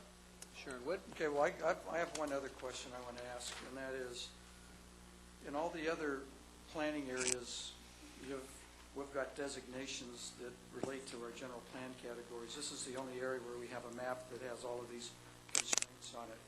What are we going to be showing in our land use diagram if we go ahead with and adopt the general plan the way we're going right now? You'll have two designations. You'll have OS, which is open space / RV for residential village, which is one of the categories specified in Table 1. And that's going to be over the entire property? That'll pertain to the entire property, yes, sir. Even though I don't think in anyone's wildest dreams that it will not apply. That anything below the bluff is ever going to be developed? It will not apply, because that area will be subject to the actual negotiations with the Army Corps of Engineers, et cetera. But what we would delete is the area that is the restored wetland, because that will be designated only as open space, because it will not be consideration as a part of the negotiation, I'm sure. So the green area on the figure will be deleted. I don't think they own the green area, do they? Sorry? They don't own the green area. No, that's why it anyway. will be designated separately. Okay, so the green area is going to be open space, then the rest of it will have the dual designation on it? That's correct. Okay, thanks. Okay, any other comment before we leave the ranch? One question. Yes, Ms. Nichols. The green area has to be purchased then. It has not been purchased. It's just been made wetlands? The Army Corps owns it. It's owned by the Army Corps. Okay, so that's different. They already own that. That's correct, sir. Okay. Now, can that serve as mitigation for the whole property? No, that was mitigation for Santa Ana River project. That's the reason why they purchased it. So it's already been used as mitigation. Oh, no, but I think Mr. Nichols is saying because the landowner gave this up or sold it to the Corps of Engineers, do they get credit for it as open space on future development? Wasn't that your question? Yes. Because the Corps of Engineers bought it. I understand. I mean, mitigation. but that was Mr. Nichols' question. The other way, do they get future credit for something they've already conveyed? No. Okay, we're clear on that. Okay. We off the ranch? Okay. Greg, can you do the honors of taking the... I'm sorry. The next area beginning on page 34 and running through the top of page 7, is the West Newport Mesa area. This used to be called the West Newport Industrial Area. And I'll just basically, I'm not going to go through this in detail because of time, remind us that this is adjacent to Hoag Hospital, which is shown here. It basically provides for the opportunities for medical office, for a series of commercial nodes, for residential in an area that is primarily residential and mobile home parks, though there are some small parcels currently developed with non-residential uses for which applications have been considered for change to residential. And the northern portion, basically parcels flanking Production Avenue and north, adjacent to Costa Mesa, being designated for light industrial. Should also let you know that the areas north into Costa Mesa on the city's current thinking about the west side industrial area are intended to be retained for light industrial uses. So there will be a consistency with those uses.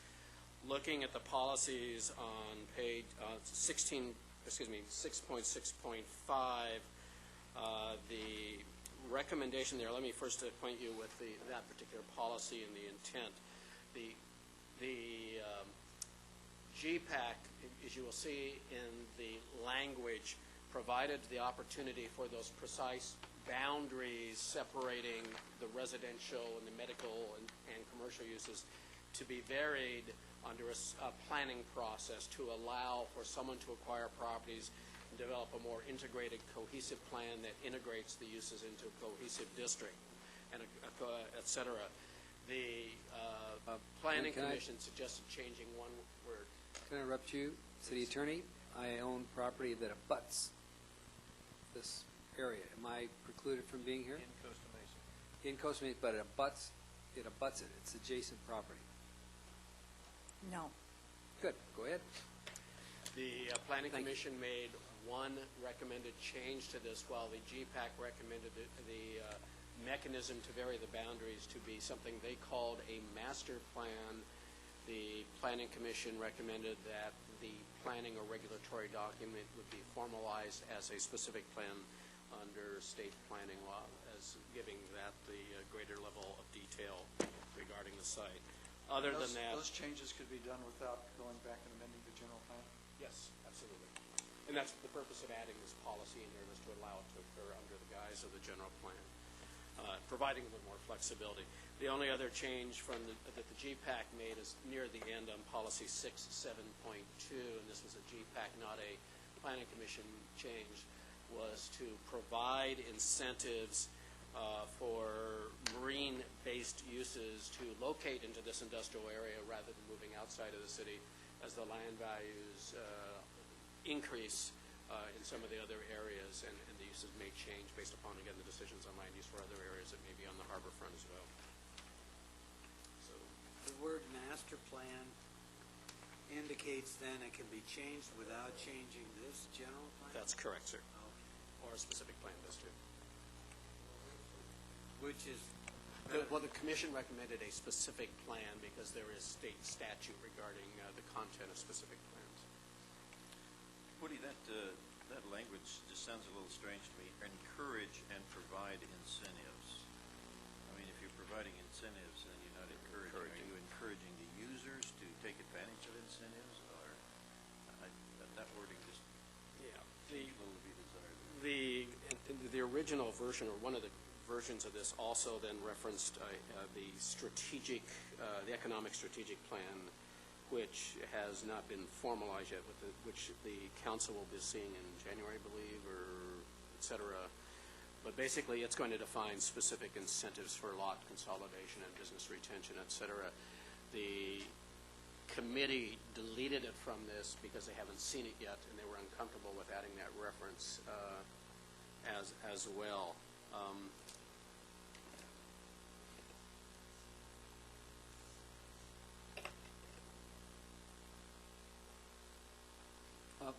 Can you focus on 6.6.3, the mobile home parks? And that is to encourage the preservation of them? That's what this is, encourage the conservation enhancement as an affordable workforce. I assume that there's some over there, I know. There's quite a few. Well, how do you do that without telling them they can't redevelopment? Because obviously that, I mean, the land values over there are pretty high, and they're going to get higher as Costa Mesa has their overlay come into play. Whose idea was this? And what's the background of it? Because you're basically not down zoning, but you're going to an old-fashioned form of housing rather than the more modern multi-use. I mean over on 15th Street, the high density type.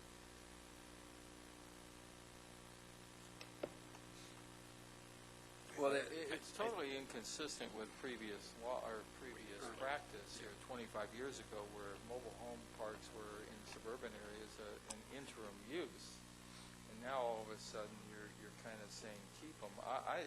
You're encouraging keeping them, but you know that you're precluding something that we may want there. You know, what I think the entire policy just needs to be removed. For consistency with what you did in earlier sections in the housing, when we talked about housing on a citywide basis, it would be consistent probably to delete this policy. Yeah, I think so. I certainly would encourage. I mean, I support that. It makes no sense.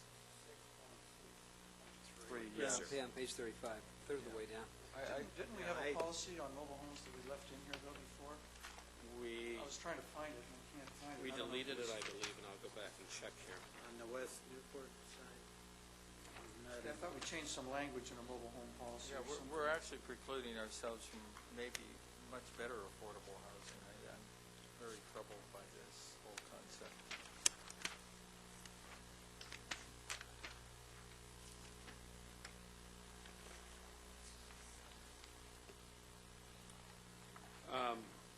On page 27, actually, you did keep it.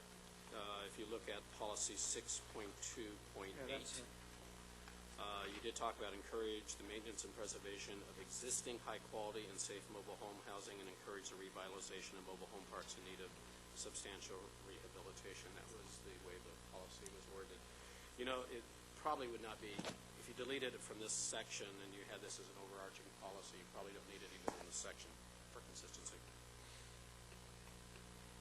But I'm trying to go, what is the logic behind this? Can I point out Go ahead. another, the one, as long as they're a mobile home park, there really is not much the city can do, because the state has total control over the design and lot lines. No, I understand and that, what the mobile homes but- look like, and so encouraging better design or encouraging improved mobile home parks will be great, except for whatever they decide to do, the city wouldn't have any ability to control it. I'd make the comment on page 27, I'd remove that one too. I just don't see any reason for it. And Robin's right, we're totally preempted. And if we wanted to do nice design, I mean, look what they did out here on Lido Peninsula. We had no control over that. We would have never approved that project. GPAC had recommended deleting that policy on page 27. Planning Commission restored it, and the City Council added the word existing. I just think it's a land use from the past. Yeah. You know, and I think that they're modern, and we've gone beyond just single-family residential on this type of these tracts. It's usually higher density projects, and it usually provides a modest, we can use that term in this community, priced housing. Well, Mr. does any of the language prevent a mobile home park owner from redeveloping the park, not as mobile homes, but as high-density residential or whatever No, there's zoning we're going to... No, there isn't. There's just the state law requirements for closing a park. Right, For redevelopment, they have to follow that But anyway. because we put these goals or this language in here, I mean, personally, and probably the people, most of the residents in my district would probably just as soon see the mobile home parks go, because they do probably perceive it as a lesser use. But, I mean, it's not going to, I think we already have noticed that one of those parks is closing. The owner has notified us, and they have not told us what their intent is, but I'm assuming it is for some type of high-density residential development somewhere down the road. Well, policy 6.6.3, the one on page 35 with regard to West Newport Mesa, does say encourage the conservation of existing mobile home parks. So that's telling us we should try to Nancy, keep maybe them. you can tell us why GPAC thought it should be put back in. No, they deleted. Oh, you deleted it? They deleted it. Well, then take it out. It's All right, gone. let's have a straw vote. Should it come out in both places? Yes. Do we want modular housing, though? Would No. we put that in? Would that be something that we No, it's like, in or we want to get There rid is of it? There is a policy separate on that. policy on modular housing. There is a separate? Yes, on page 27, 6.2.9. Do we have any issues with affordable housing requirements and things like that by not addressing mobile home housing as one of the options in our city? And I don't believe that in our housing elements, it's been identified. Have any of our mobile home parks been identified as affordable housing in the city? I don't No. think they No, are. because we don't So, know. No, and no. that's what was troubling to me too, is inconsistent. All right, then I Right, we move or vote for deletion of Both places? 6.2.8 as This well as manufactured 6.6. housing sort of, Well, we're not on manufacturing. Well, Let's stick to mobile for right now. Well, I'm in support of deleting the mobile home Yeah. statements, not only in these two instances, but if they're in any of the other areas, that we just take them out altogether and just remain silent on it. I mean, the state has totally preempted us on this issue, and there's really no reason for us to even address it. So that's 3. I agree with that. All right, we got 4. That's my penny contribution to this whole general plan. So, all right, what's next? Okay, nothing else on, we're deleting both I've got a question on 6.6.4. How did, or anybody, GPAC or the staff, how was 5 stories determined? Why wasn't it 4 or 6 stories?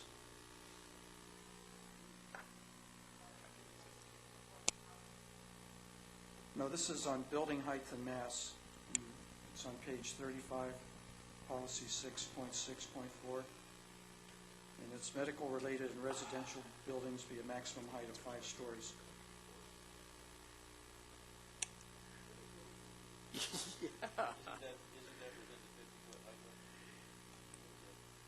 It's higher. It would be a higher building. The intent here was that this was an area, and we heard this in the visioning process, that you're not abutting single-family residential. So the idea here was to provide some height options. It would increase ground-level open space, in effect, by instead of having everything pushed down within the densities of being low, squat buildings, to provide the opportunity for some height.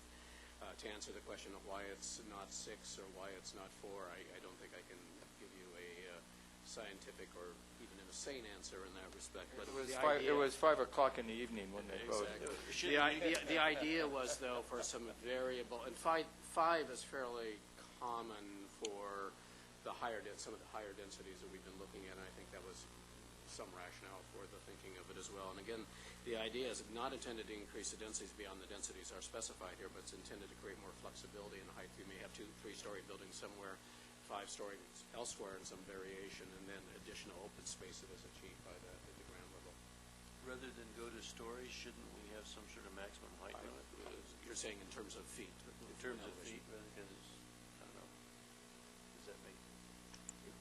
We can transfer that. Yeah, that would be so. Do that in the zoning ordinance, though. We can do that in the zoning ordinance. But perhaps here in the general plan, we shouldn't have the number of stories either, but say something like consider increasing the height limit.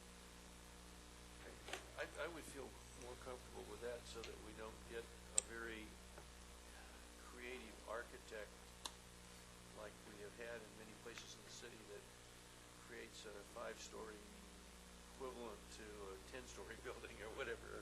That's an exaggeration, but I think that we get in trouble just with stories. Well, I'm fine with it the way that it is. I was just wondering what the rationale was. I didn't mean to. All right, well, let's have a straw vote on what Mr. Webb proposes. Do you want a height limit? I would propose that, what was that word that you used, Sharon? It was Consider increasing the height limit for medical-related and residential buildings within the prescribed intensity and density limitations. Next sentence says it. But I would accept that and that way it doesn't tie us into any particular height or stories, and in the future it allows us to perhaps look at it through the zoning code regulations in the area. All right, that's one. Just a question. Oh. Do we want, I see office buildings and medical buildings make sense a little bit higher, but as you go up in stories, particularly on residential, there is a very, very big chance that you're going to create problems. The 5-story buildings back east that were built into any kind of projects have generally been torn down or been condemned or are presently just plain slums.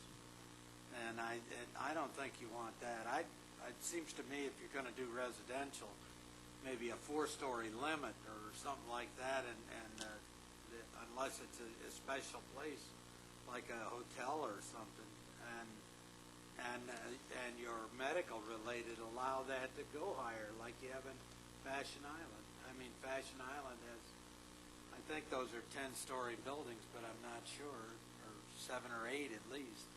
They're 80,000 square feet apiece. Do you know, Sharon, how tall they are? No, I'll tell you after my dental appointment tomorrow. I think I'm about the same. I think they're about 10 stories. Without agonizing, I support Sharon's comment because she standardized it by saying within the prescribed limits of our zoning code. It's that simple. All right, we have 3 for that. So, do you agree with that, Al? likes it like it is. You like specificity. Yeah, I'm sorry I brought it up. How about you? I'll go with what the staff has recommended. So there's 4. That's 4 votes. Let's go. Consider increasing the height. Any other council comment on West Newport Mesa? All right. I'm going to open that up to public comment. Here to talk about West Newport Mesa, that section of this agenda tonight. Okay, seeing none, we'll move to the next area. Okay, the next area is going to be a little complex here, and I may need the lights. And I'm going to take this is going to be the Balboa Peninsula area, which includes a number of sub-areas. As an overview, beginning on page 39 to the middle of page 40, there are some area-wide policies dealing with the overall differentiation of the districts and the relationship to marine-related uses themselves. It then breaks down the policies for each of the sub-areas. What I want to point out to you, so I don't belabor this, is really the differences that the GPAC had from the City Council and where the Planning Commission made on that. So I'm going to start with Lido. Could I possibly on this one, because this is very tough to read. You have this figure in there. And actually, Greg, I'm sorry, can you put your hand over the other or something over it because it's not helping there? Or could you throw your body in front of it or something? Thanks. It's going to burn. Yeah, it's going to burn your hand there. The Lido Village area, and I'll relatively brief here. This was an area for which you had originally recommended for the environmental consideration, the possibility of mixed-use development along with the visitors serving, the marine-related uses, et cetera.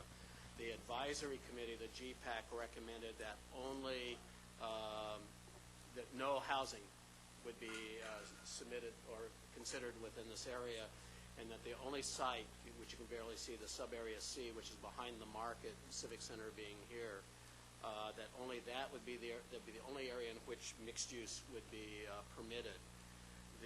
Again, your original recommendation was for mixed use throughout this area.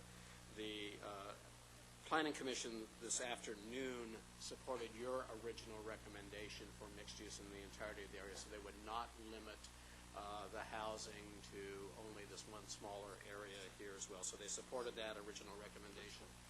The other technical change they made is in this area they would also allow office on the ground floor of a mixed-use building. So what I'll do is end it there in terms of the overall Cannery Village, the basic recommendations for mixed use for either residential at the ground floor or mixed use in here or at intersections was maintained. The recommendation for McFadden Square for mixed use was maintained. The recommendation for waterfront uses and mixed use along the water channel here was maintained. So the only real deviation that the GPAC made was in this one area, and again, in summary, the Planning Commission went back to your original recommendation. Okay, council comment on that? Could we get GPAC's thoughts on why they went back to residential related than stubborn? Okay.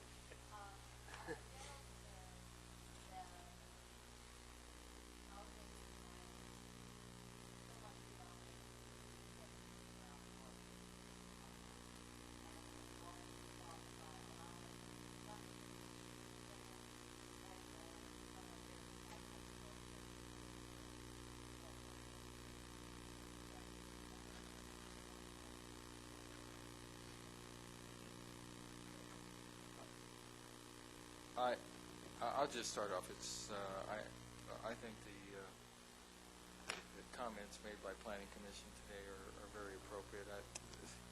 Unfortunately for me, it's an area and a site that I've worked for 7 years as a councilman and 6 years as a planning commissioner, and I really support the integration of mixed use. It just makes more sense. I don't know what it's going to end up. I think the planners here, staff, myself have seen so many varied plans, and I just wouldn't want to preclude any creative plan that would regenerate the use here and viability, economic viability. I will say all plans were commercial on the ground floor. I've never seen a plan that didn't have some component of commercial on the ground floor, but I think the mixed use, I just want to say that makes the most sense. And for the entire area, I know this area very well. I walk it, I ride it. I mean, I didn't see many changes at all. As long as the whole concept of integrated mixed use is just something that needs to be maintained. Mr. Mayor? Yes, Mr. Webb. Question to staff.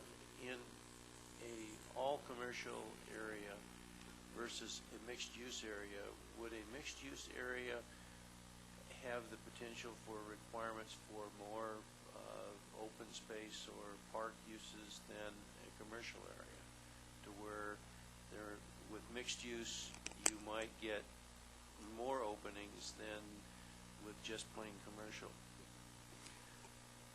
The residential portion of a mixed-use structure has a different design configuration than a 100% commercial. Daylighting for residential units, because of the size of the residential units, requires additional kind of configuration and modulation and cutouts, if you will, of the building form to create access for that. There are also requirements, and you may recall when we talked about the airport area, for an on-site recreational requirement, a certain square footage, which we used and defaulted to the numbers from the Platinum Triangle in Anaheim in terms of that additional square footage, plus all of the housing would have to contribute to a fees to meet the park requirements according to when we looked at the recreational element of the acreage of parkland. So you have to provide the on-site recreational green element plus the contribution to the fees as a part of this as well. So the short answer is there are requirements for on-site or contribution of fees to provide additional green space that would be required as part of this. Okay, I guess that what I'm trying to bring out here is that there seems to be a concern with some of the GPAC members related to the mixed uses being more dense and having more blockage of access to the water than commercial uses. And as I look at Lido Village today, yes, there's a narrow pathway that you can walk along there, but you couldn't have a more dense blocked off area than what you have there today. So I think that if we provide the guidance for some mixed uses that allow for open space, well, at least provide for some kind of green areas that tie into those uses when we allow residential, that we can end up actually with a much more attractive waterfront area than we could with just all commercial. There are examples of mixed-use buildings in what I call the colder climates where they have gone to a block. But I'd say in Southern California we've seen to see a reduction of building mass and volume to create the additional open spaces and linkages as well. And I do believe we have some of that in different policies on mixed-use areas. Yes, Mr. Rosansky. Yeah, I have a comment on one of these areas here, Area D, which I believe is the Albertsons Shopping Center right now. The grocery stores are a scarce commodity in that area, and there's really only the two, the Vaughn's Pavilion and the Albertsons.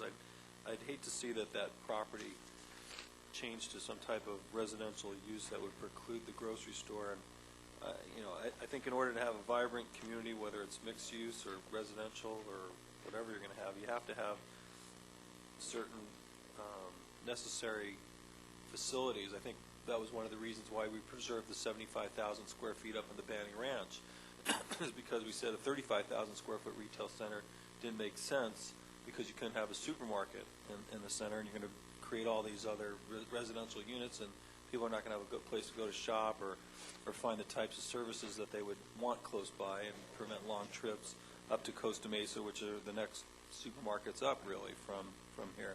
So I would really like to see that property stay just a general retail designation that would preserve the existing neighborhood commercial. Use, as opposed to allowing mixed use on that property.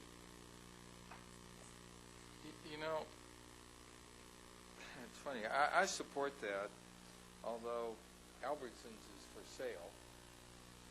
The chain is, but The that chain doesn't is. mean that it's not going to be a I know, but supermarket. this was Lucky's, and prior to that, I think it was something else. Yeah. Market Basket. It could have been a Market Basket, and then it's gone to Lucky's and Albertsons and something else.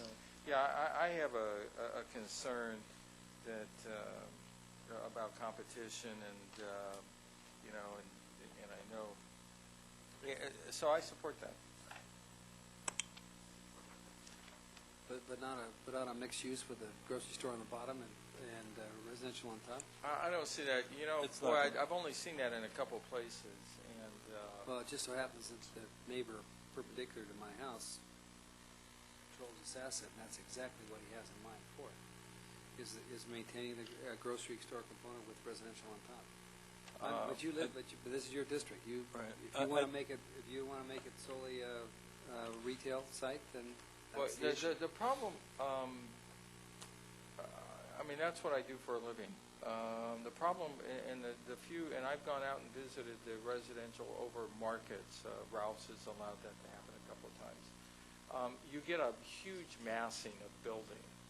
And I would just say, generally, I don't think we would be supportive, especially here, it's between Newport Boulevard and Balboa Boulevard. Do we want to see a huge massing?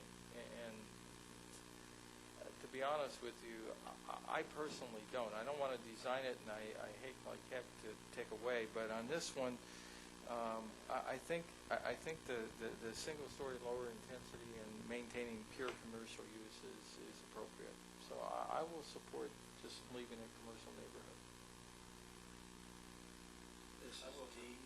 Well, and you also may not have a grocery store anywhere because of the value of the land as because you've created this commercial concentration that you may not have a grocery store. They will not be able to pay those higher rents, and you may not have your grocery store anywhere. You may have retail or commercial, but you may not have grocery because they're not going to be able to pay those high rents. And more importantly, the developer may not need the grocery store as a link, as a draw to the site because it's so valuable. Well, I would just say generally, though, the massing will be different. It won't be a two-story, very busy. This is a very busy intersection, by the way. I just got to tell you, 32nd and Newport and Balboa, it's extremely busy. So to add the component of mixed use at that intersection is problematic at best, even if we allowed it. But you know, and just generally, we're over commercial on the peninsula. I tell you, they need a market. They being the landowner, and we as landowners need the market. So, I mean, we as residents need the market. We certainly need the competition. Last thing I want to see is pavilions being the only market on the peninsula, because that's what we're setting ourselves up for. There's just not large pieces of land where you're going to develop another supermarket anywhere near there, other than the Banning Ranch. So, What was the staff rationale for mixed use in that? Well, we started considering it because a potential developer had come in and asked about it, so we kind of broadened the study area. And I think that we were thinking that perhaps that market would go away. That corridor along 32nd Street as kind of being a walk to the beach might be a good area for mixed use so that people would have shops along the way. well, personally, I think as a city we should encourage anything we can to keep the market there, not to set up an easier path for the market to leave. Can we create an M classification? Market. Yeah, well, I'll support that change. All right, we have 1, 2, 3, 4. So what are you going to call that then? It's not D anymore, it's H? CN designation, which will be a neighborhood commercial. Just commercial neighborhood. It's still built area D. It's just commercial neighborhood. That's correct. You just take away the integrated mixed use. Just a question. If we were to rezone our own property there, what would you consider as an underlying? Well, as I said, there's mixed use. I think I'd probably designate it City Hall.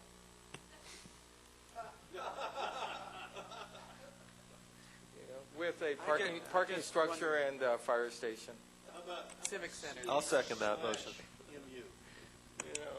But it has to be pedestrian oriented, by the way. How about can we have a shopping retail? I mean, a grocery store component to that? Yeah, we can have a You 7-Eleven ever seen any city halls over at groceries? Yeah, we have a Let's get on. We're going to be here all night. Can we go back to what GPAC recommended and how that might differ, not on this property, but on C or on any of the others? It's all the same. I'm So sorry. we're following the GPAC recommendation For, for the C? yes, they and the planning commission were consistent on all the surrounding areas. Okay. We done with city council comment? All right, Balboa Peninsula opened, yes, open for public comment. Balboa Peninsula. Okay. Let me ask just one. Go ahead. Coming Mr. back to this, if we're going to do an adequate commercial trade-off on land and where the city hall is going, if we were to designate some property rights there, as they have under the schools and so forth, you have some bases for making a judgment decision if the city hall were to be moved. Well, let's wait a couple of months. Maybe we can revisit it. Yeah, it's way too early. Well, I pose this question to Mr. Selich.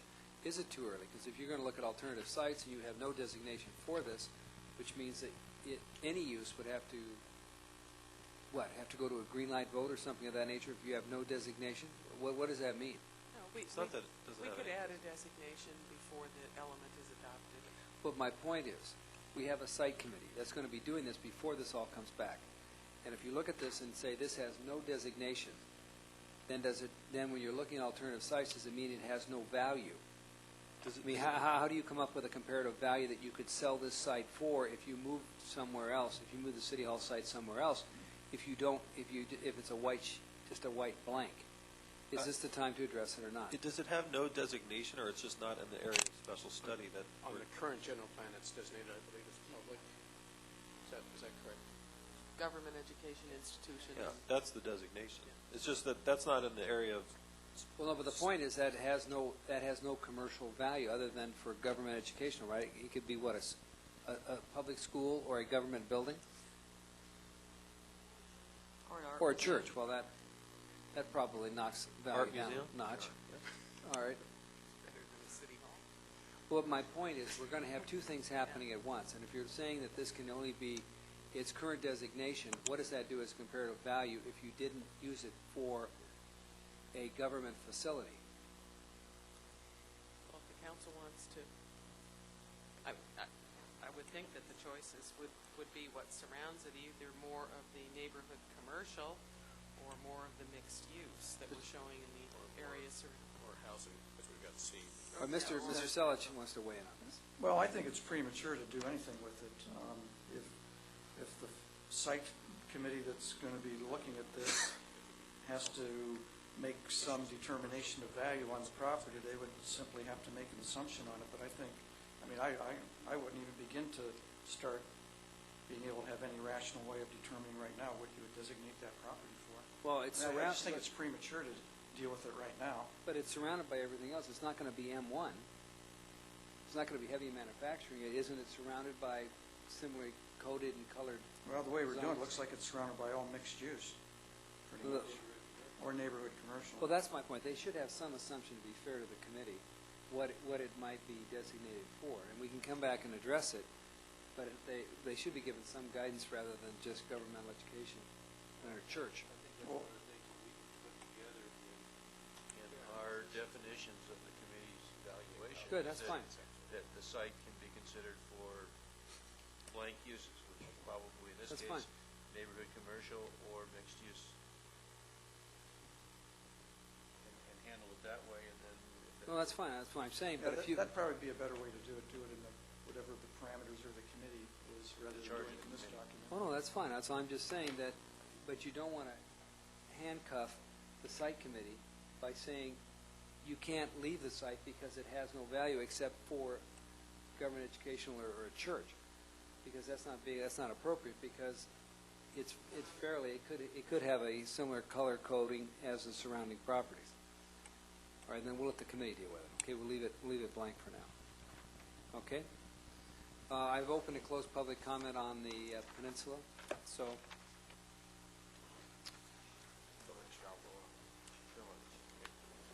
The next area, please. area is Balboa Village, beginning in the middle of page 43 and running to the top of page 45. Just a comment here. The original recommendation of the, when we talked about evaluation for the EIR, was to consider mixed use within the entirety of the area, with an emphasis of water-related, marine-related uses, harbor-related uses along the frontage, with the opportunity for housing, of course, and mixed use within the area on top of the buildings as well. The advisory committee recommended that in sub-area A that housing not be included, mixed use not be included, but default to the other visitor-serving uses and the other retail uses that would be permitted within that area. Today, as the Planning Commission considered this area, it recommended and supported the recommendation of the GPAC to limit this to those types of uses and not allow housing here. They did make one change in the what we refer to as the core area, or the area shown as B, or the parcels flanking Balboa Boulevard, was to also allow to create a mixed-use classification that would also allow office on the ground floor, so it can be either retail or office on the ground floor. So it changed the land use classification from MUA1 to MUA2 was their recommendation as well. They also made some boundary adjustments to define the waterfront area, and basically pulled the boundary back here into this area. If you follow the what I'm pointing to in this area, which is Main Street and Bay Avenue. So the east side of Main Street would be part of. So all of this area here would area. be part of B, sub-area B. So they just made a mapping change in that area. Mr. Mayor? Yes. This is a question for Patty. Doesn't our LCP in this area and the Coastal Commission requirements restrict us from any office use in that core area? Wasn't that one of the restrictions?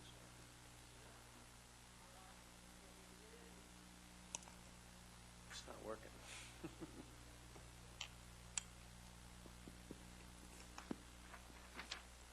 They did place statements within the text that indicated that there was a high preference for visitor-serving commercial in the commercial components of the mixed-use area.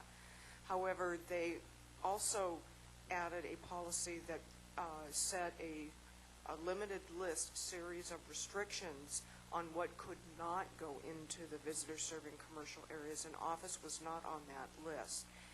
Are you sure? Because I thought that was one of them. No, some specific forms of office were prohibited, but it wasn't just offices generally, and there are offices that can serve visitors and residents in this kind of context. Mr. Ridgway? Yeah, tell me again on Area A, commercial, any use other than residential is what? Yeah, the committee, both the GPAC and the Planning Commission supported the notion of the visitor-serving uses, the retail uses, marine-related uses, et cetera, but did not support mixed use. Okay. Well, my problem is, again, this is, and planning director knows, I've been working this area for, again, equally long, but certainly 7+ years, and I can assure you, I have no problem from, and I'm going to get my directions here, Palm Avenue and going toward the Pavilion building, maintaining that designation, but from Palm Avenue west, there's an entire block there, that has been in disuse, disrepair, and quite candidly, any use. And let me say, I met with, there are a couple of owners there, and I've been meeting with them for off and on for months, and we have to maintain, we must maintain, if we're going to get anything done, a mixed use in that area.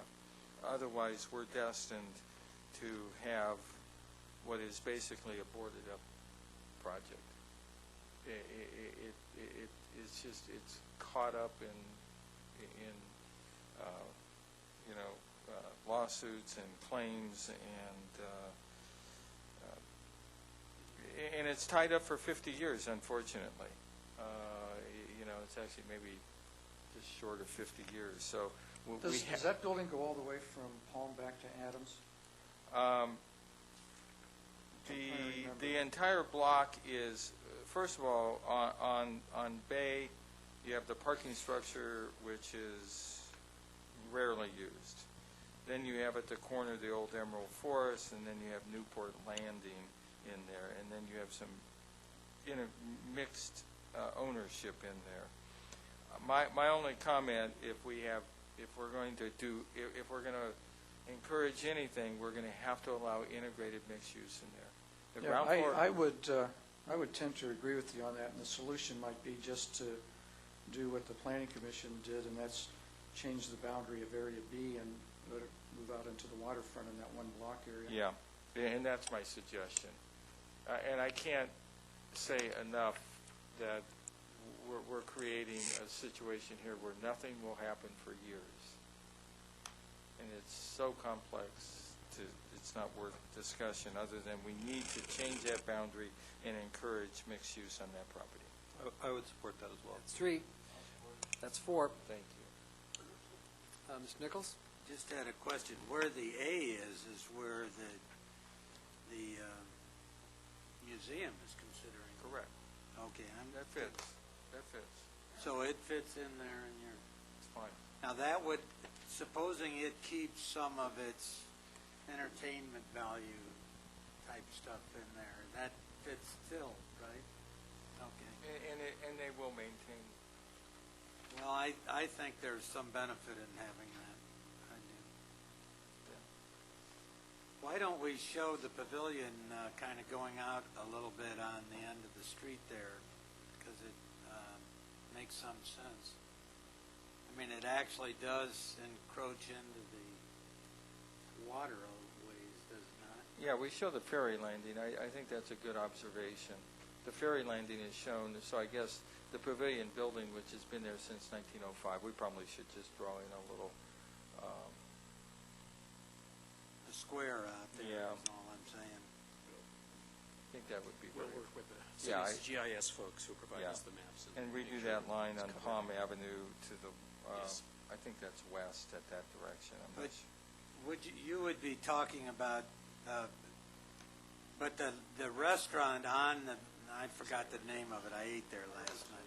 I'm talking about the other one he owns. The Newport Landing? Newport Landing. Don't ask me why I can't remember that. Why can't you remember that? I guess I'm getting too old. Anyway, Newport Landing, it seems to be quite viable still, as far as I can tell. Or are you indicating that he may just stick with Harborside? Without divulging confidences, we need to do what we're doing, Dick. Okay. I'll let. Okay. Any other comment? From council? Nope. We done with that section? So that would be just drawn over there white, in other words, the white would be carried out to the. The B goes over to everything on this side of Palm. Okay. Okay. Okay. That, oh, wait, Newport Center. wait. I'm sorry. Oh, public comment. I know. Try to, it's like a horse. All right. Public comment on Balboa Village? Open? Closed. All right, Woody? Okay, You're on. thank you.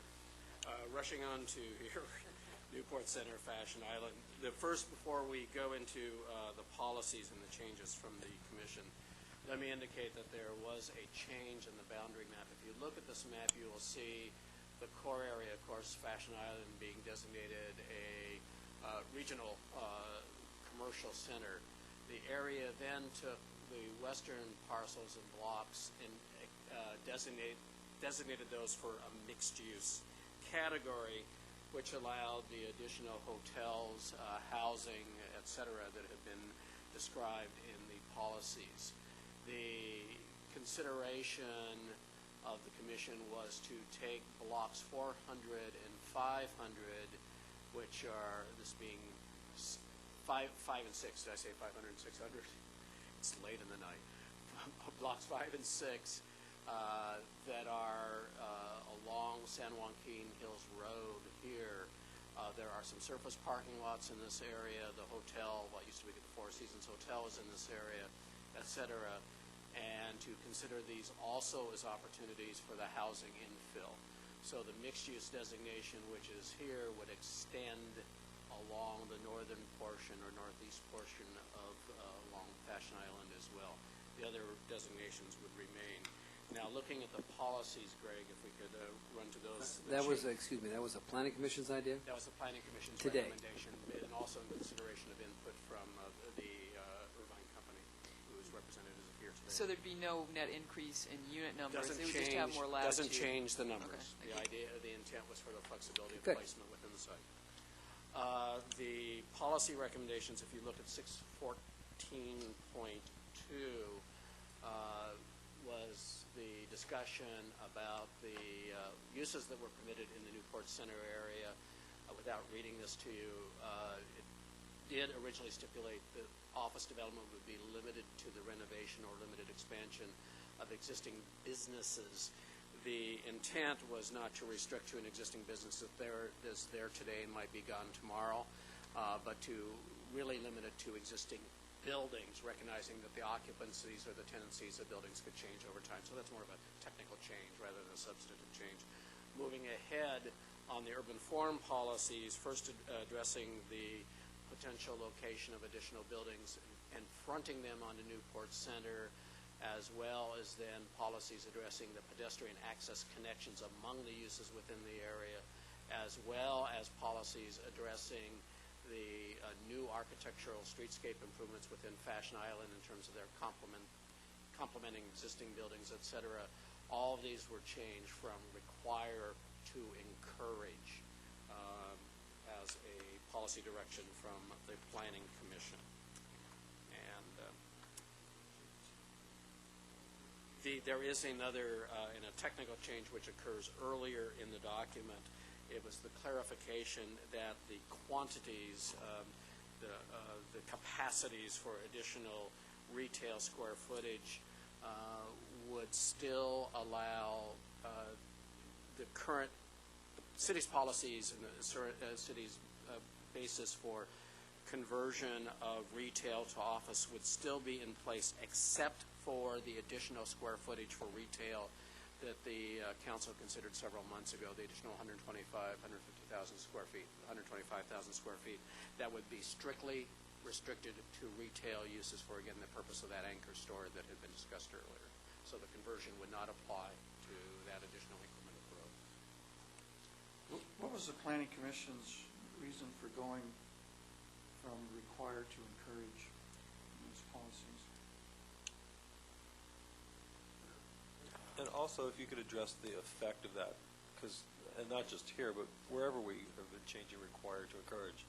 Does encourage mean that it's not nothing? mandated. It's not required. So it's just fluff, It's really. discretionary. It's discretionary.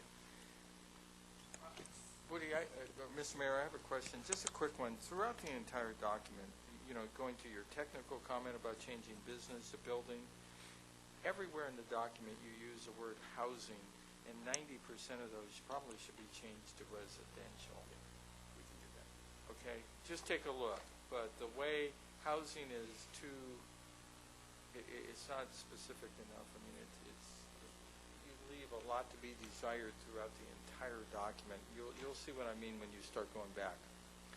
Well, I support the recommendation of the Planning Commission unless I hear something different in the public comments. Selich, are you waiting for an answer? Yeah, I was just That's fine, that's fine, then you'll have another bite of it. Go ahead. Well, I'm remembering more the discussion on 6.14.6, where at first the discussion started with perhaps we should delete the phrase "or higher" with reference to the design quality in existing buildings. And there was concern that how would you define what's equivalent or higher design quality than what's out there now, and the design quality that's there now is fine, and do we need to say higher? And so finally they thought that if we changed require to encourage, then that would take care of that problem. I don't, the others, it was called accepting good faith that they would do it on the basis of the words encouraging. Yeah, I know Mr. Selich knows this. Because the whole thing is in a PC text, it is almost irrelevant what we say in this policy document because of the way the way it works in Newport Center. I mean, it's very specific in the PC text and the square footages and what have you. But I support what the Planning Commission did today. I think that's fine. I have a question. The striped here, we're saying residential, and the orange, more orange, we're saying is, you're going to have residential, high-density residential along San Joaquin Hills? They're allowing a mixed use right there. Okay, well, what about, is this all not mixed use? I mean, above the fire station and next to it in the police station, this is all commercial use. It may not be walk-in sales, but it's all it's all being... They're allowing mixed use in this red house, and then they're allowing 506. Yeah, the number of units that are allowed are 600 units, so the realities are not going to be scattered 100% through the area. They're going to be on individual sub-areas and will occupy, I can't give you a percentage, but it'll be a relatively small percentage of that total area that will actually be mixed use. But there will not be any restriction in what area. That'll be relatively the choice of the Irvine Company and the people using that area, or what? Based upon the review procedures of the city. I support the Planning Commission recommendation. Okay, we have one. Well, let me make a comment on the recommendation. Somebody's... Mr. Selich, go ahead. On 1614.5, it seems to me if we're going to mixed-use development here with housing in here, that's something that's pretty important, and it seems to me that should be a requirement. I can see the others going with the encouragement around the pedestrian connectivity in the amenities section. It seems to me that should be a requirement.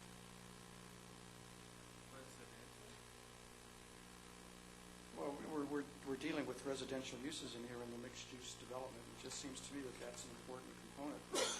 Start introducing, mixed use and residential development in an area like this.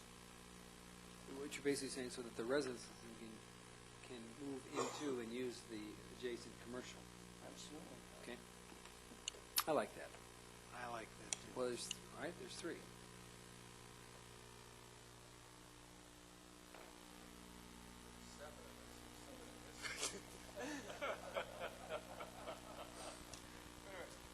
Give me the two choices here again. Well, I know. Well, and you want to require, what do you want to require, Mr. Selich? Just what it says right in the statement there. It's pretty clear to me. Require pedestrian access and connections. In 6.14.5. Wait a minute. Hold on. Where are we? 6.14.5. I think that if you look at the pedestrian connections that are out there today, that the Irvine Company's done an excellent job of providing pedestrian access in and amongst all of the buildings in there, and I'm not particularly concerned because I think that in their planning processes they recognize if you don't provide pedestrian access for the residents that are in there, then they aren't going to have proper use of the site, so I don't, Well, let me make a couple of observations. Again, I'm okay with the discretionary. There's some outbuildings that are single-story out there in San Joaquin, and they're not owned by the Irvine Company. Let's make that as an observation. And there's some large parking lots in between the buildings that the Irvine Company own and those out parcels. So it's going to be, some of this is going to be a design difficulty, number one. Number two, it's another observation. ADA requires most of what's in here, but the ADA is perhaps not as specific as you have the 600 building, or I think it's the 600 building where the Irvine Company exists in a multi-story, 8-story building, and then you have single-story buildings across the parking lot. It's really going to be, this is almost impossible for those owners to comply with. So I'm going to go back, I'm going to stick with the discretionary and not the required.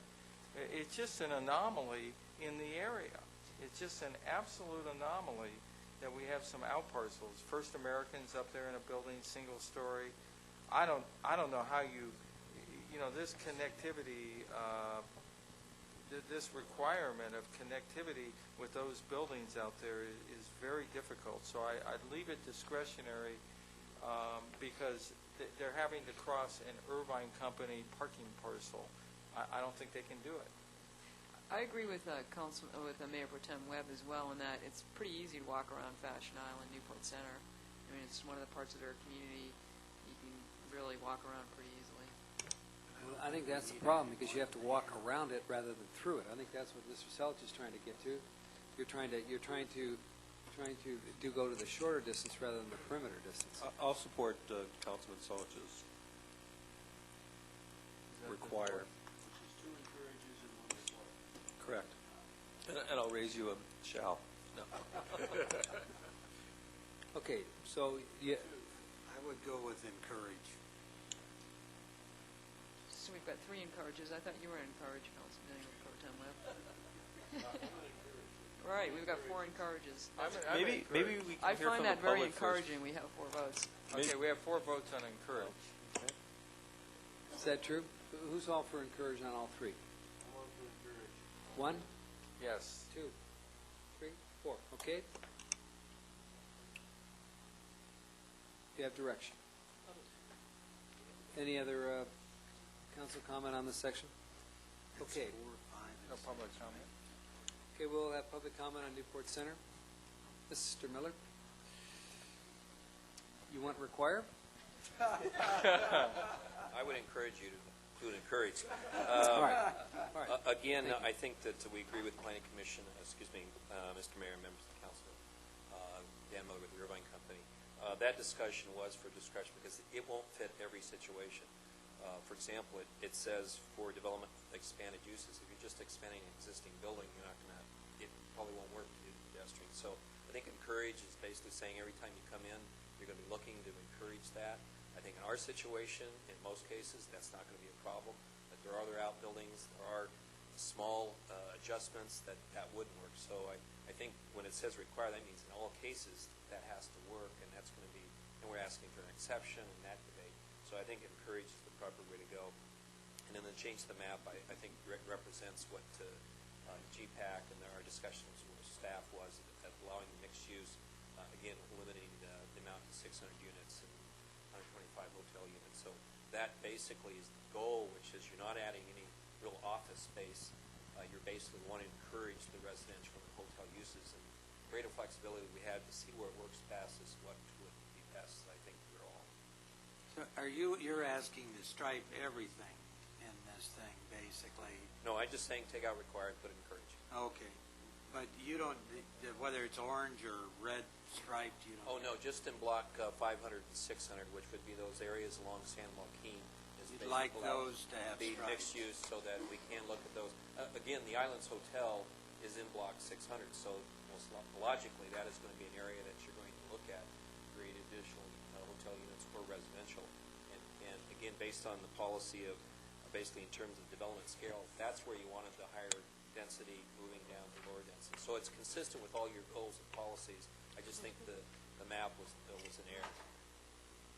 Okay, any other? Corner, you have some single-story buildings close to MacArthur.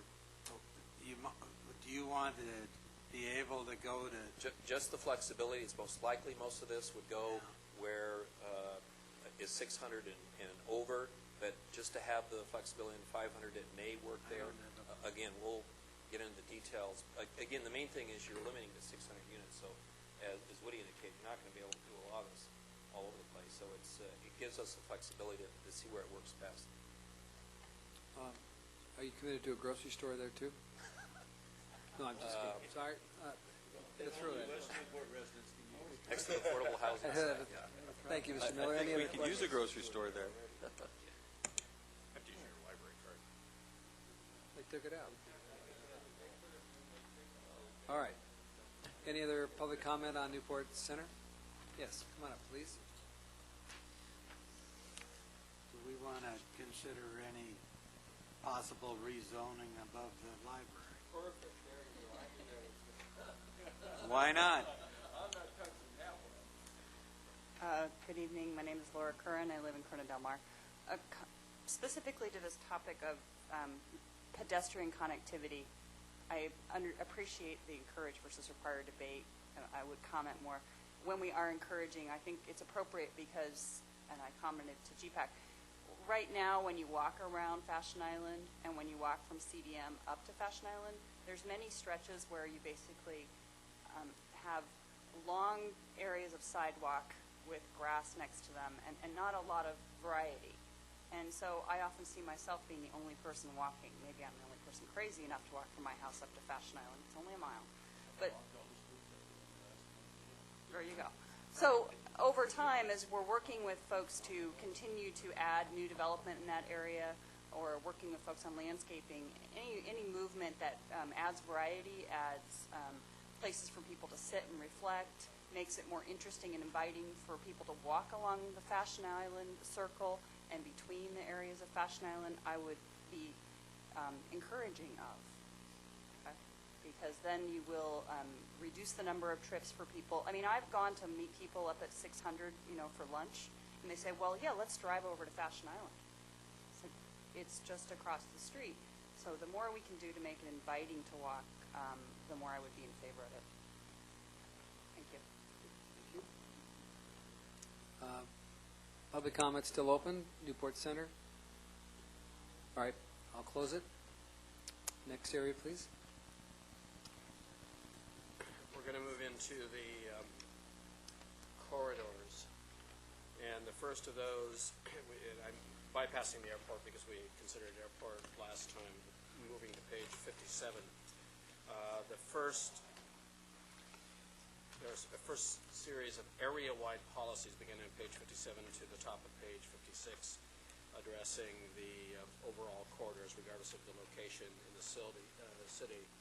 And these address elements such as parcel utilization, shared parking facilities, and design compatibility with adjoining residential areas. We then move on to West Newport area. And basically, the recommendations here are consistent with, and the policies are consistent with the discussion that the council had previously and is reflected by the GPAC as well. The one change, if you turn to page 59, is policy 6.17.2. And this was actually a policy direction that the council originally considered. This was the redesignation of properties in this area that are designated as R2. And at the time we met with you a few months ago addressing this particular area, staff had indicated there had been meetings with residents within the area as well, and they supported the notion of a reduced zoning to an R1 designation. The council basically, for purposes of the environmental impact report, maintained the R2. Now that we have come down to land use recommendations in this area, both the GPAC and the City Planning Commission today recommended redesignation to the R1 classification. So the other uses are consistent with what we had talked about previously. Just a point of clarification, because the purple area there, or blue, whatever it is. It's not correctly aligned. I'm sorry? Keep going.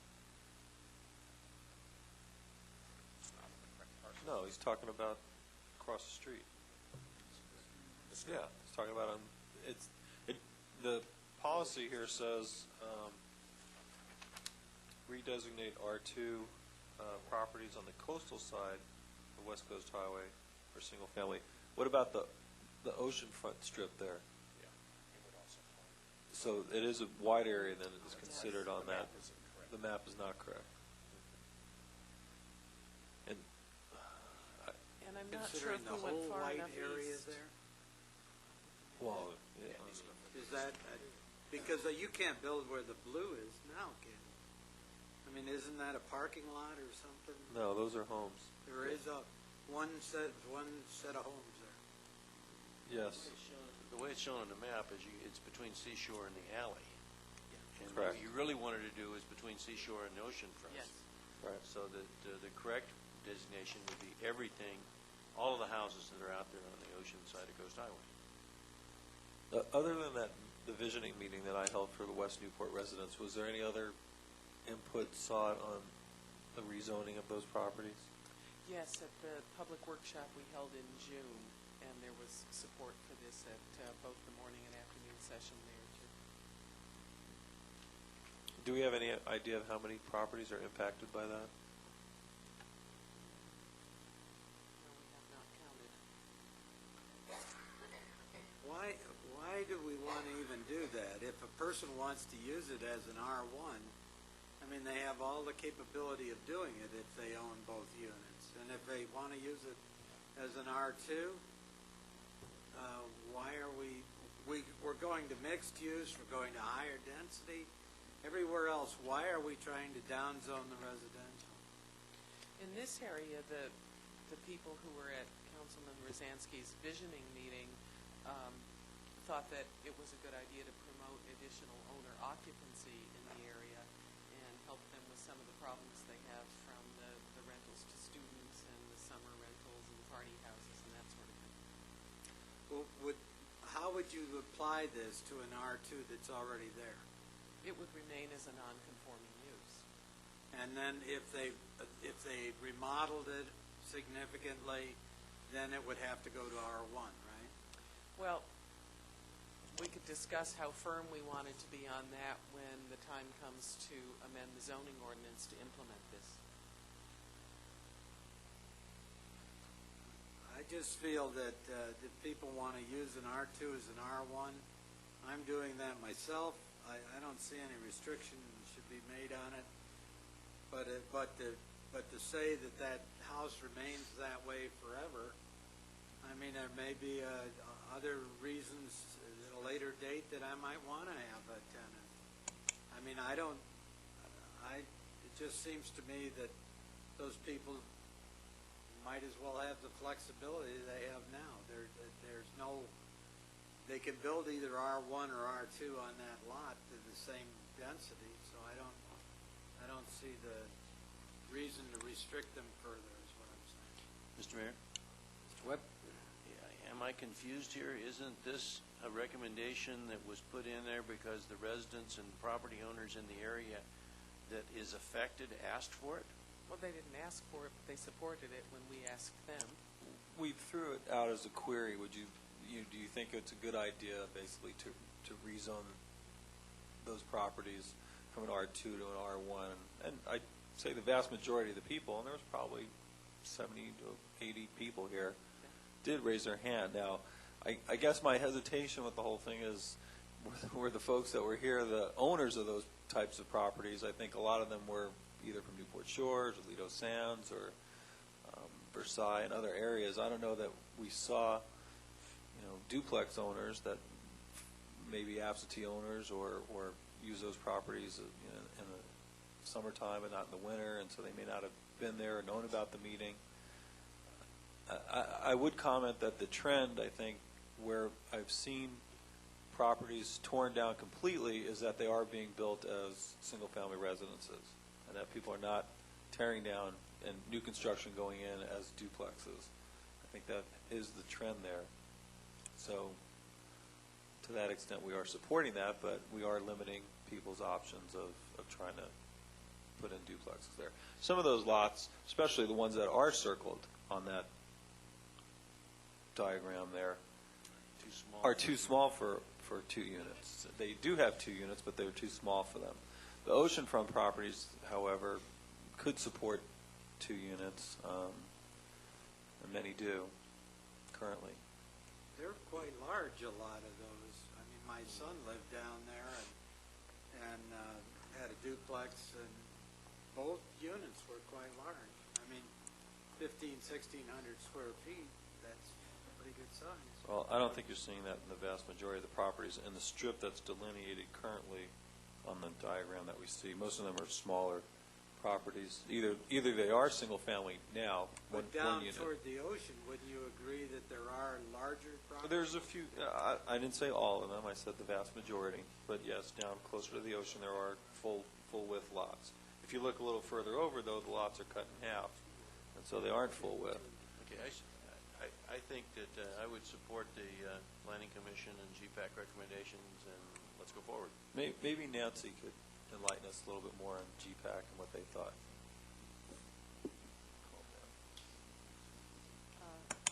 We had information that the residents supported it and went along with that.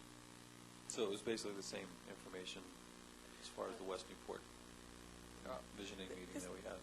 This is not by any means a final decision, and so we don't have to have the final word on this. There can be opportunities to try and get the word out to more property owners in the area and see how more people feel about this before you make your final decision. We did try to do that in the most recent newsletter, but There was, not to complicate the matter, but there were some other areas of town I know that we're looking at doing the same thing.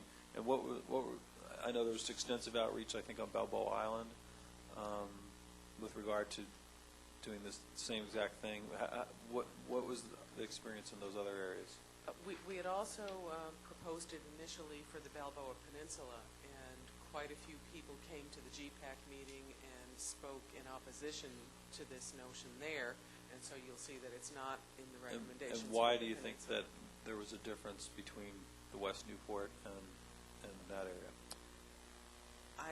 I don't know, but I'm surmising that the people on the peninsula don't have the same concerns about the need for more owner occupancy and fewer rentals and seasonal rentals that the West Newport neighborhood has.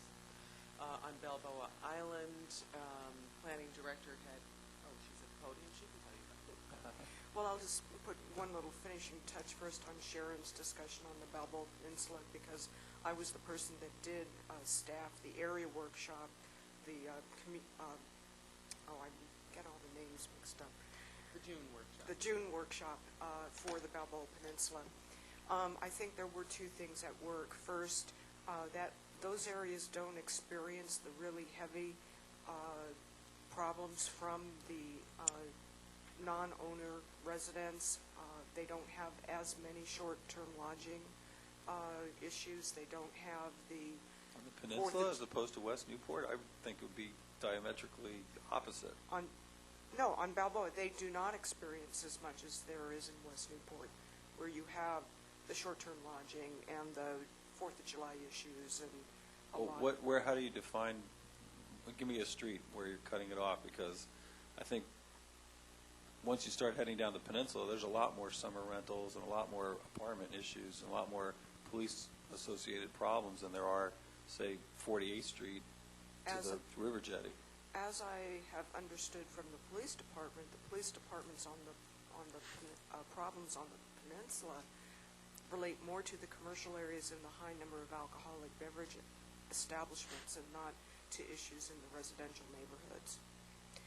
And I'm just telling you what I was told by way of their own perception. I haven't analyzed it to know whether it's true or not. The other is that there really does seem to be a lot of people who believe strongly that in order for them to stay on the peninsula, they need to maintain a clear and unclouded ability to have rental income in order to stay in their location because of the income they obtain from the second unit. Those seem to be the 2 key reasons.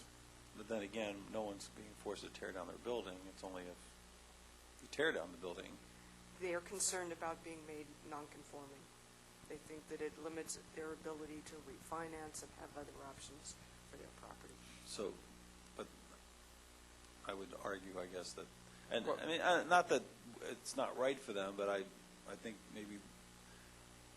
Mr. Mayor, could we get back on point?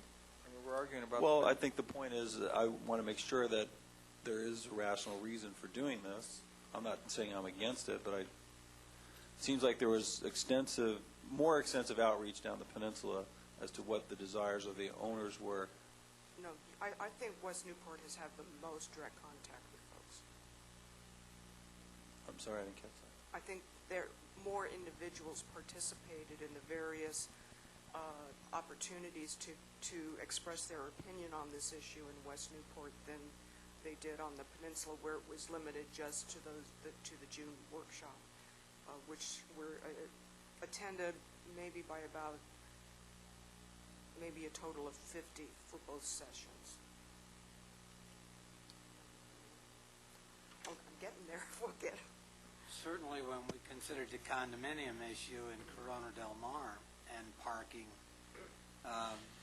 there were a lot of people that wanted to keep the condominiums, not have to have the extra parking. We did impose that on them. I'm not saying that it's bad, but basically I think people wanted the option to be able to rent part of their home without having any restriction and get some income out of it. Well, I guess I'm willing to go along with the recommendation of the GPAC and the Planning Commission with the caveat or the understanding that I may have change other ideas later on down. As I think I'm going to spend a little bit more time with people in that area and make sure that they truly understand what's being done. And I think that makes sense, is that if we, in the process, we get down to the point where we have this substantial outcry from those particular property owners that they don't want to see a change, then we have to reconsider it. But if we don't get that outcry, then I think it makes sense. All right. Here we go. So that's two. Do you want to hear about Balboa Island? No. Not yet. Thank you. Thank you, Pat. Okay, we have two. Three. 4. Okay. 4 is up. 4 and out. Okay, any other areas in this? I'm not talking about, but any more changes before I go to public comment? No. Oh, well, I have a question. What do you mean by this staging area for the park? I guess I have a real concern. Some third party comes in, buys this property, and I mean, you know, the staging area could be all the property, and you take away all economic viable use. It's so vague that I don't know what it means.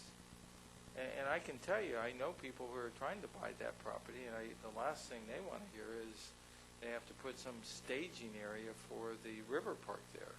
Again, what does it mean?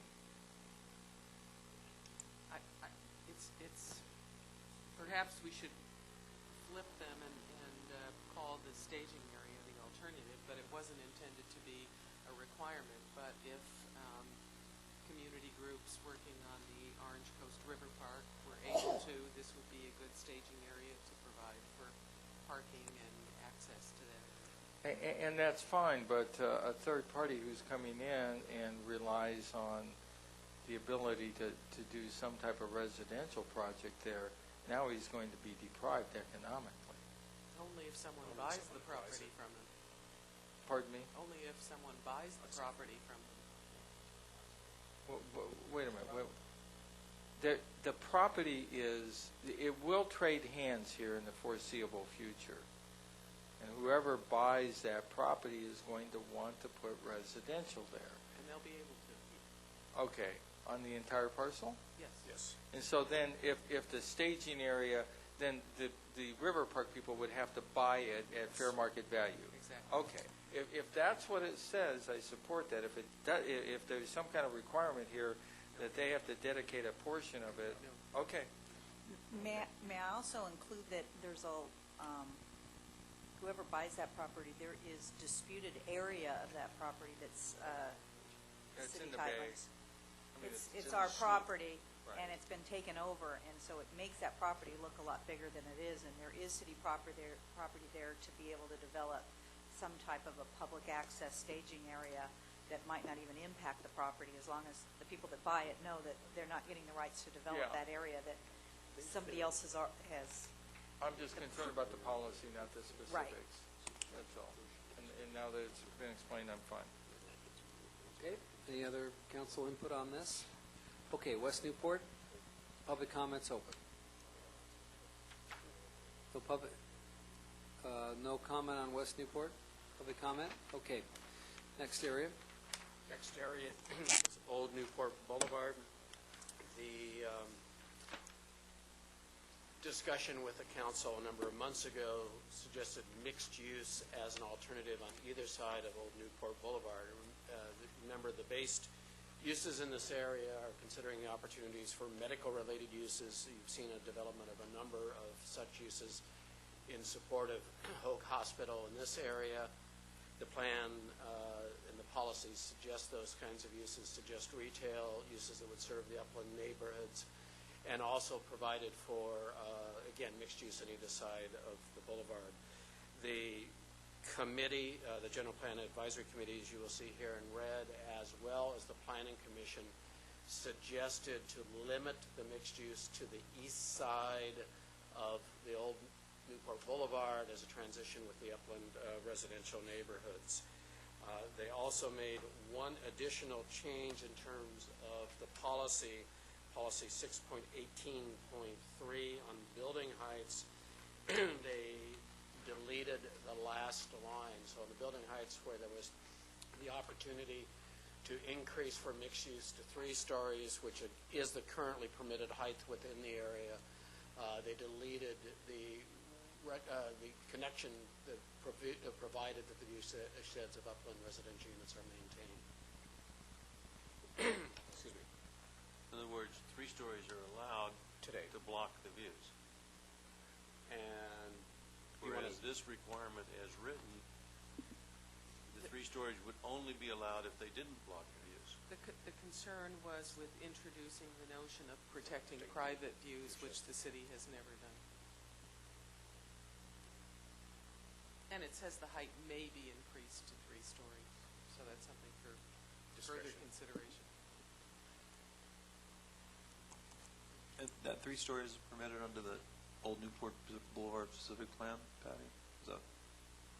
The current height limit in Old Newport Boulevard is 32 feet. For most commercial development, that means 2 stories, but with certain designs or mixed residential, you could probably get 3 within that, even without the use permit for the extra height. Can't we just leave this at 32 feet rather than mentioning the word 3 stories?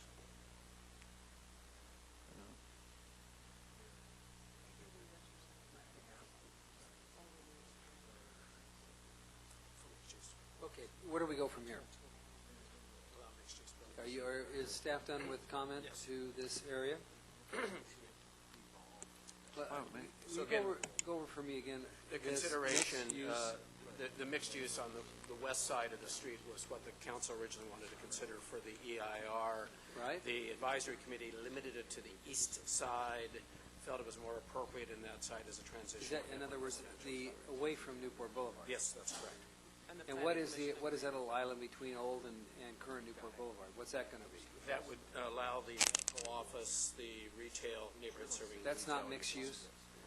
It's medical office and retail is not classified as mixed use. Mixed use would only apply to when housing is integrated into the area. Well, then my question is, could you do housing in that island? Not according to the Planning Commission recommendation or the GPAC recommendation. Okay, that's fine. I understand. Any council comment to that? Selich? I support that. Okay, we got one. I support it as long as we get rid of the 3-story and use a 32-foot height limit instead. Patty? But our height limit does allow up to 50 under certain criteria, so that would essentially say that you don't get that option. Just a point of clarification for the council. One of the reasons we went to 3 stories here was to achieve the mixed-use development, 2 levels of housing, 1 level of retail. That's why that was specified. But you do have in the existing area that backs up to that area some potential for those houses to be up high enough to where their second stories could get some views. If you allow for the 3-story on the area right behind them, I know we're not supposed to protect private views, but all of those people bought their houses based on there being the 32-foot height limit, recognizing there's a possibility for 50 feet. Isn't the 50 feet in the island area? It's in the both area? What's the reason for encouraging mixed use with residential on that street? The original discussion, I believe, with the GPAC, and now we're going back way, when I was a youth here, it seems. The discussion at the time was recognizing that some of the commercial uses aren't as viable, and there is a conversion to a fairly significant conversion to medical office, but the retail uses, they felt that would be increasing the customer base, and it would be a better transition with the upland neighborhoods as well. And it would be an opportunity to also ultimately have an evolution from some of the auto-oriented uses that are there today to other uses that are more supportive of the upland neighborhoods. As opposed to having medical uses? Well, as opposed to having auto-related uses, auto shops and things of that uses nature. are disappearing as medical. I mean, there's 3 projects under construction on that street right now. 2 of them are medical, I think, and one, actually all 3 have a medical component. But all on the west side. All the west side. I'm sorry? There's one right in front of Orange and Boulevard. The old muffler shop. Yeah, the corner piece, there's, I think, a piece a little further up, and the Board of Realtors is building an office with medical on the 2nd floor on the west side. But I'm just saying that whole corridor seems to be going medical because that's certainly more. But would you want valuable. 50-foot buildings on the island? I mean, Not if you really. had 50-foot medical buildings on that island, it would block all the views that you're protecting with 32-foot on the east side. Why? I'm not saying anything about 50-foot. I'm just curious as to what the reason was to promote the mixed use with residential as opposed to mixed use with office, medical office with retail down below. If that's what they wanted. Okay, so where are we? Just supporting the document as written. Okay, who has support for your position, Mr. Webb? Who's going to back you? So we can- Related to the Height. 32 feet Height. rather than 3-story. Right. I think you're boxing yourself in the corner. You better maybe take another stab at this at a later date. Okay. No, I think you better study it. All right, well, let's see if anybody supports you, Don. Okay? I support the document as written. I mean, Don can come back later and have one issue. Well, there's no support for it, so we have a straw vote to keep it. I don't object to that. No, but just let you come back later. All right. Are we clear on this? Okay. That's with the Planning Commission recommendations. All right, any other council comment on this before we open up the public? Okay.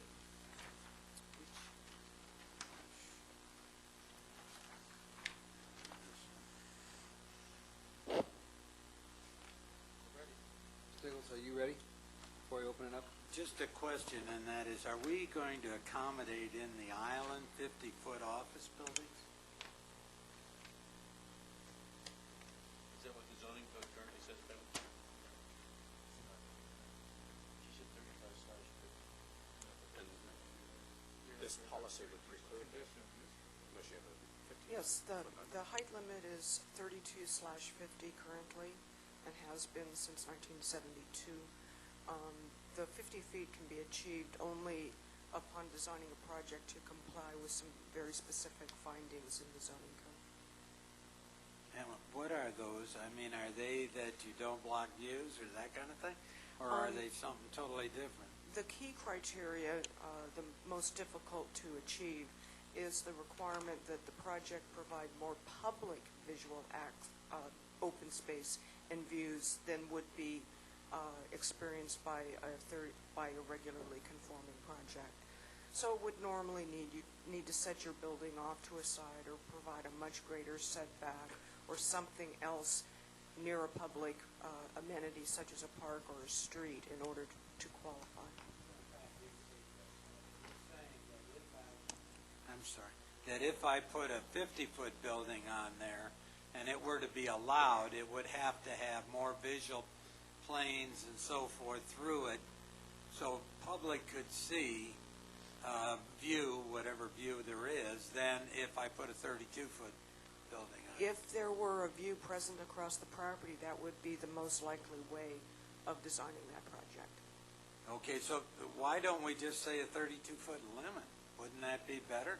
Because I mean, then we won't get a high building, short building, high building, Because short. then you could have a 32-foot building occupy the entire width of the property and lose any opportunity to see anything through it. But does this have that kind of zoning on it? I mean, it can go Yes. up 32 feet with the 3-foot setback on either side?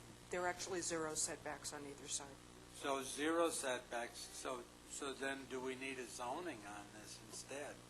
So that the buildings have, like they're presently, parking on the front or parking below and not a complete building that's covering the entire lot? Well, you're trying to design a building through zoning regulations. I think that gets a little Well, difficult. my question, how would you do it? But I'm saying, what kind of restrictions would you put on the island if we don't have, if you don't want a 30, I don't think we want a 3250 on any of this from what I can see. I think that's a zoning the code council's issue, decision. so we need to address that when we are looking at zoning codes rather than this. We already have 4 people agreeing to the planning commission item. Why don't we move on to the next item? After public comments. Okay, we'll have public comment, Old Newport Boulevard. Okay, we'll close it. Next area, please. Okay, the next area is Mariner's Mile. The recommendations of the committee were to, let me go back to the original recommendations from the City Council. You had discussed the possibility of allowing for mixed-use development along a harbor frontage under certain specifications that I'll refer to you, the policies in a moment. The General Plan Advisory Committee recommended no housing along the harbor front as their change. The Planning Commission this afternoon instituted a recommendation for housing, original recommendation, and the policy for that within the area. So maybe you can, Greg, go to the policies so you can refer to the language. 6.19.2, as you have in your printed version, showed the strikeout that the General Plan Advisory Committee had made, which was to delete the residential being allowed. The Planning Commission has shown here reintegrated the language that was struck out in the version that you have in front of you. So it allows for the housing, again, with 200 lineal feet of frontage and 50%. Let me stop you. What was there a vote on the Plan Commission to that change? Or was it unanimous, or? The straw vote, and I think it was, wasn't it? There were 2. Okay. So it was a 5-2? 5-2. Okay. The other changes, Greg, if you can scroll down below, and this one's a relatively minor change under the policy regarding parking. This was introduced by the advisory committee to require adequate parking for supporting facilities for charters, yacht sales, other waterfront uses. The committee, the Planning Commission added back in visitor serving as well as other waterfront uses as well. Moving ahead to policy 6.19.7, which addressed where the housing would be in this corridor. The GPAC's action had originally deleted this policy, which stipulated that the housing would be to the street side of the harbor fronting uses. It originally said the rear of. We changed it to the street side. The Planning Commission reintroduced this. The GPAC automatically had excluded that because housing was not allowed under their recommendations along the harbor front.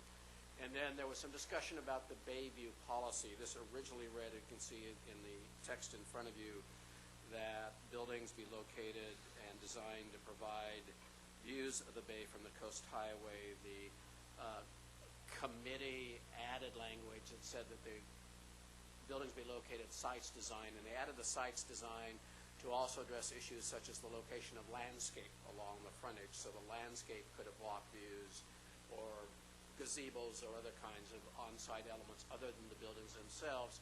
And they added the language to provide adequate and unobstructed views of the bay from the Coast Highway. The commission made some changes. They were concerned about the language and the potential limitations of the terminology adequate and unobstructed and the inference that would have. So they changed that to read significant visual corridors to the bay from the Coast Highway. And I believe those were the only significant changes in this section. So they use the word view corridor, though. The word corridor is the visual corridor. Significant yeah, but visual they corridor. also corridor. The Yes. other one doesn't use the word corridor. It just, you know, I mean, you could virtually take out all buildings. That was the concern. Yeah, so they use the word corridor. I didn't quite understand your one on 6.19.7, Woody. What did the Planning Commission do? The Planning Commission reinstituted the policy. If you turn to page 66 in the document, you see it originally read, require the properties developed for housing locate the units to the rear of or above harbor fronting uses.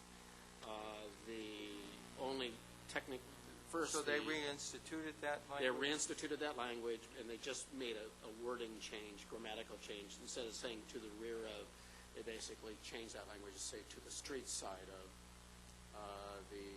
those uses. So I know what the rear meant. Well, what does or above harbor fronting uses? Could be a mixed-use building. Oh, okay. Retail Okay, below. okay, I got you. Woody, can I address this question to the GPAC? Why did you not want housing on the bay side of Coast Highway? The same concern of before, the example I think that brings in everybody's mind, it was brought up earlier today, was the Bay Club, but that housing would dominate, come to dominate, and we lose more space along the harbor to just housing. And the feeling was that when people talked about mixed use, the assumption had been, for some of us at least, that they meant inland, and with that mixed use would help support the whole area, but we didn't need the housing on the ocean side for that reason. But you didn't deal with height issues or anything else along that area in any type of use? The main discussion was on the views, and that was a long discussion. And I think that was, again, the concern that whatever occurred there was going to be a wall of development. Yeah, but if it was a wall of mixed use versus a wall of housing, how is it any different if it's a wall of a building?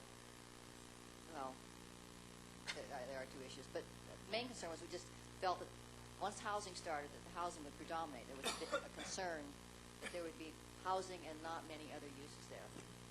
That was where we came Okay, that's good. That's fine. Thank you. I know, certainly a major part of this goal is getting this general plan amendment approved, and I see this as something that could really bring on a lot of controversy, differing from the GPAC recommendation.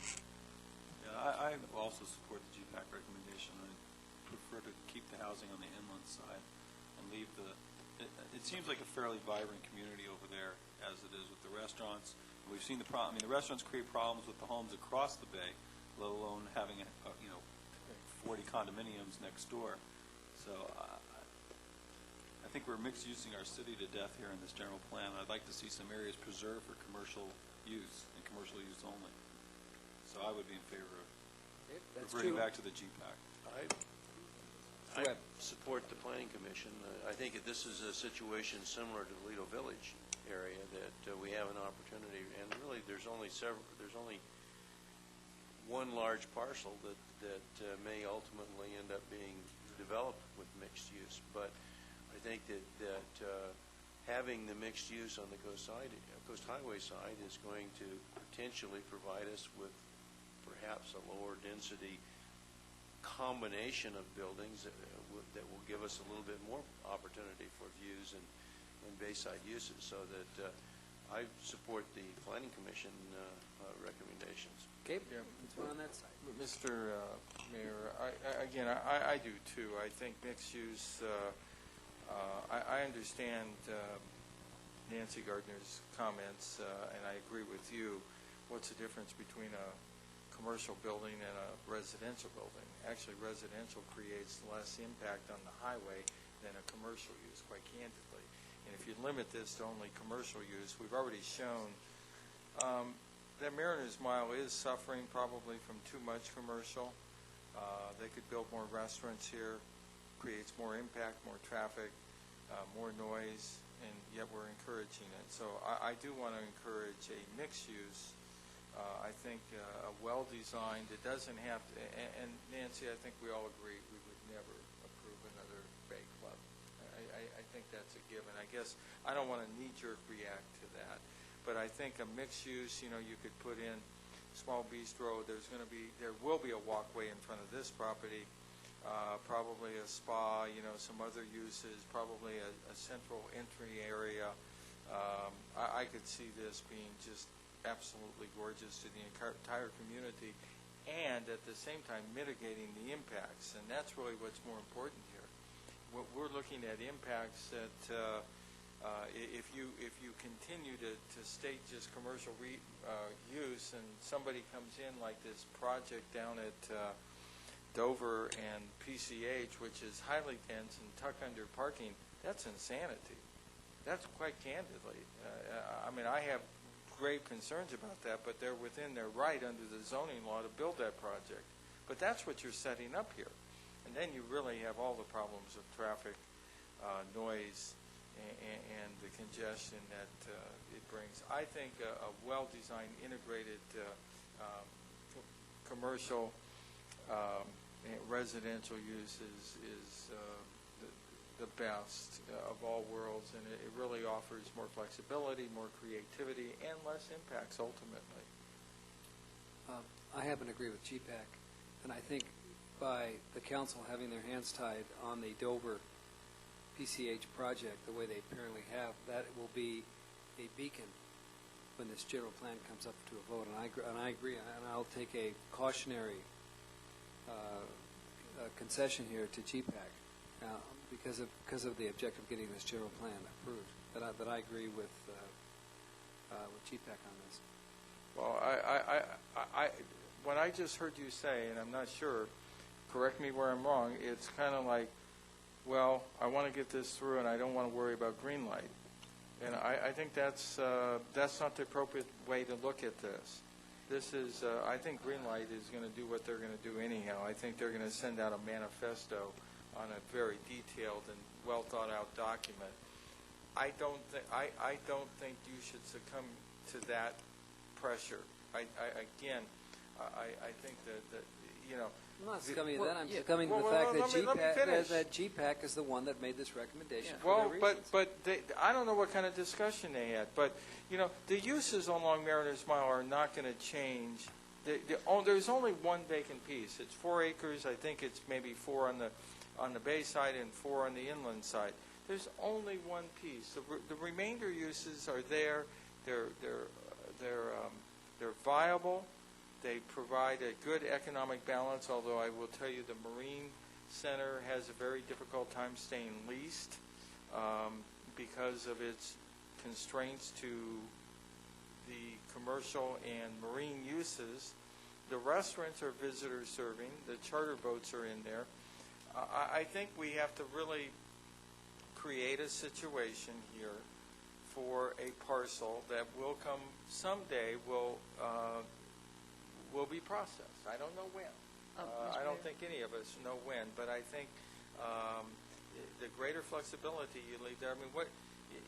Sure, everybody would love to just leave it like it is, but I don't think that deprives the owner of really a good viable use. Mr. Mayor? Well, let me finish. Okay, I'm finished. Okay. Well, you cut me, just let me finish. It's hard to, sorry I couldn't quite figure out when you're wrapping up. The appropriateness that I'm responding to is we have a citizens committee, 38 people, all walks of life from our community. They've come up with these recommendations. I represent the citizens. This is what the citizens have come up with. That's what I'm responding to. And the more that we can be aligned with the wishes of our citizens committee, I think this is what it's all about up here. I guess that I'm a little bit confused because you didn't take that same position in Lido Village. You didn't take the same position on Balboa. I think that we have a situation that's extremely similar to both of those areas. Actually, I didn't vote for either of those, if you look back at the tape. Okay. All right, well, and you're for the Planning Commission. That's right. Good, all right. Well, there were 3-3 then. All right, Mr. Selich. Councilman Nichols hasn't weighed in. No, but that's fine. I think I'm counting 3-3. So go ahead. Yeah, that's what you need here, 3-3. My question is on the parking. That's a problem down there, and I'm not sure that we want another big high-rise parking lot. That would be something that would probably be opposed by Newport Heights more than anything, and yet this is what we're relatively coming to by the 6.195 that says parking required adequate parking and other supporting facilities for charters, yachts, sails, and other waterfront uses. If we have high waterfront uses, you're basically requiring a parking garage, and I just want to reflect that. I'm well aware of that commercial block down there that is used for restaurant parking, and he's got it parked solid, and people are crying because, oh gee, if I sneak in there and park, I get towed. Well, and we're even calling it predatory towing, and we're going on all kinds of stuff. Well, you're going to see more and more of that if we're getting our density too high, our charters in there. That has not been acceptable. My question is do we want multi-story parking lots down there, and what is our choice? And I'd like to hear just a little discussion on that regarding our densities that we go forward with there. I think if we go with just commercial along the bay, we need to look at that parking aspect, and we also need to consider that there's going to be some noise that's going to be heard across the channel at Lido. And are we telling these people in good faith, we want you to build your restaurants here, we want you to put in the kind of facilities people want that have music and have a little bit of noise, and yet we're going to force you out of there because we have problems across the bay. Okay, well, let's take these one at a time. Mr. Selich.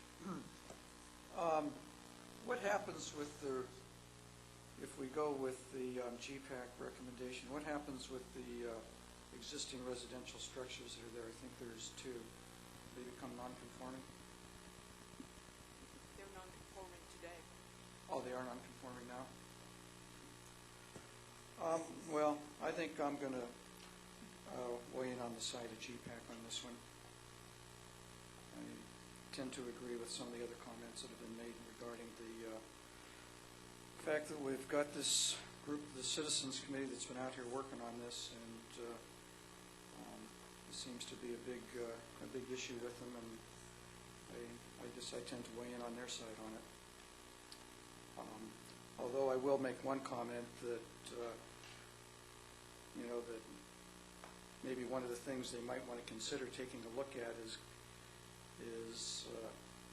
taking a look at where there might be 1 or 2 opportunities to do some mixed use on the bayfront and leave the rest of it is pure commercial. That might be another alternative. But absent that, I would just support the GPAC recommendation.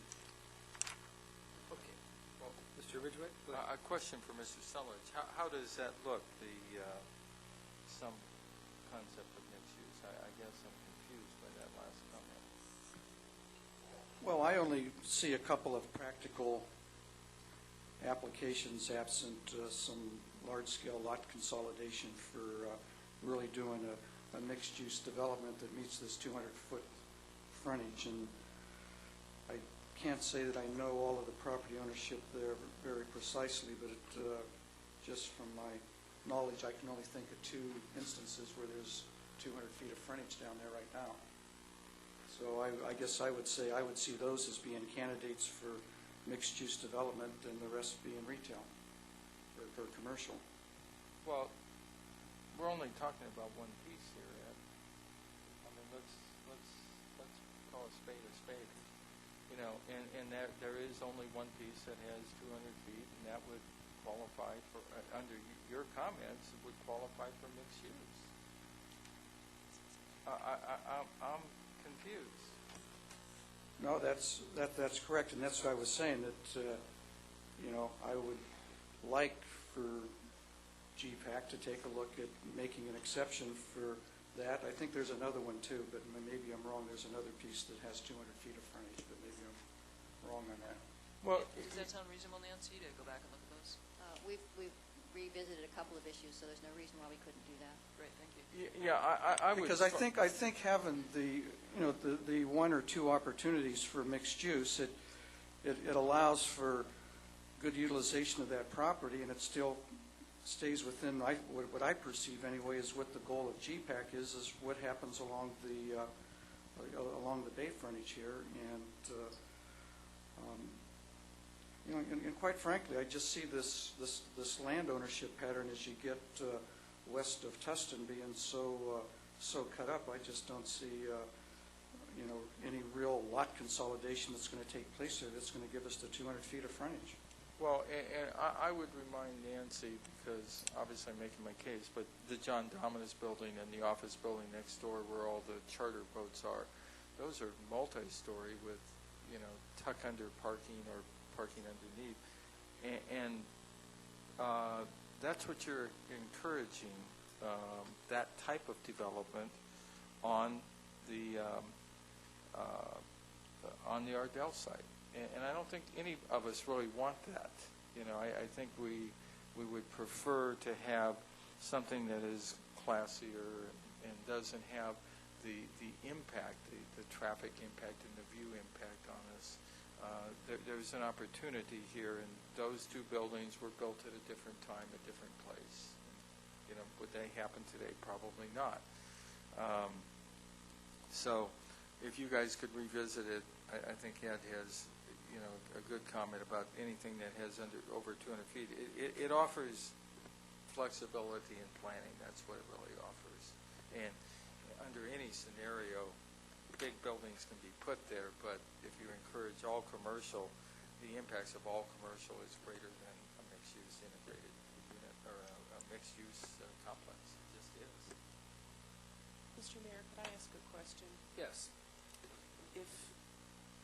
If we believe that with the 200-foot minimum frontage requirement, there would only be 1 or 2 parcels that would be able to do the mixed-use development, and it's acceptable for those 2 parcels to have mixed-use development, I'm not sure what we gain by sending it back to GPAC and what else they might do besides limiting it to those 2 parcels and calling them out specifically.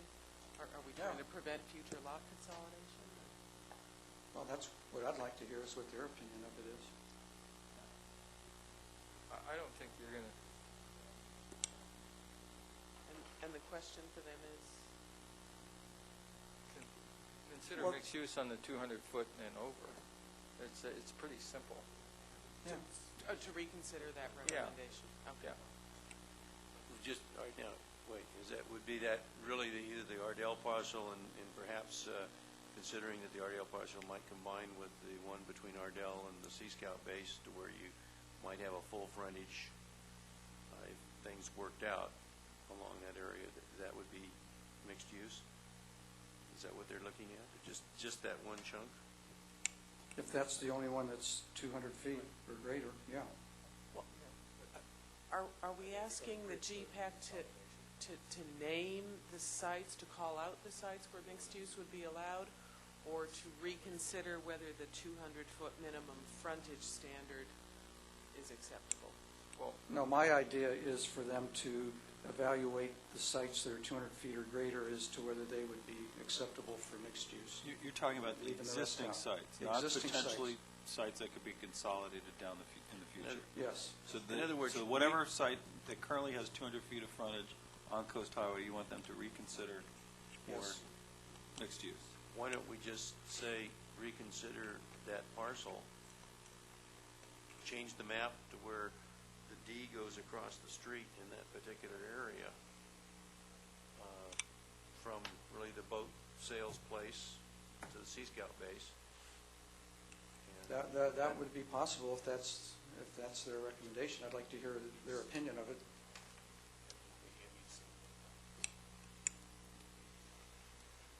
Okay, let's move on. I think you got 4 votes. Do you want to go on with this? I just want to have, That's what we you did have other direction? places. Okay, all right. Any other comment on this section by council? Okay. Public comment?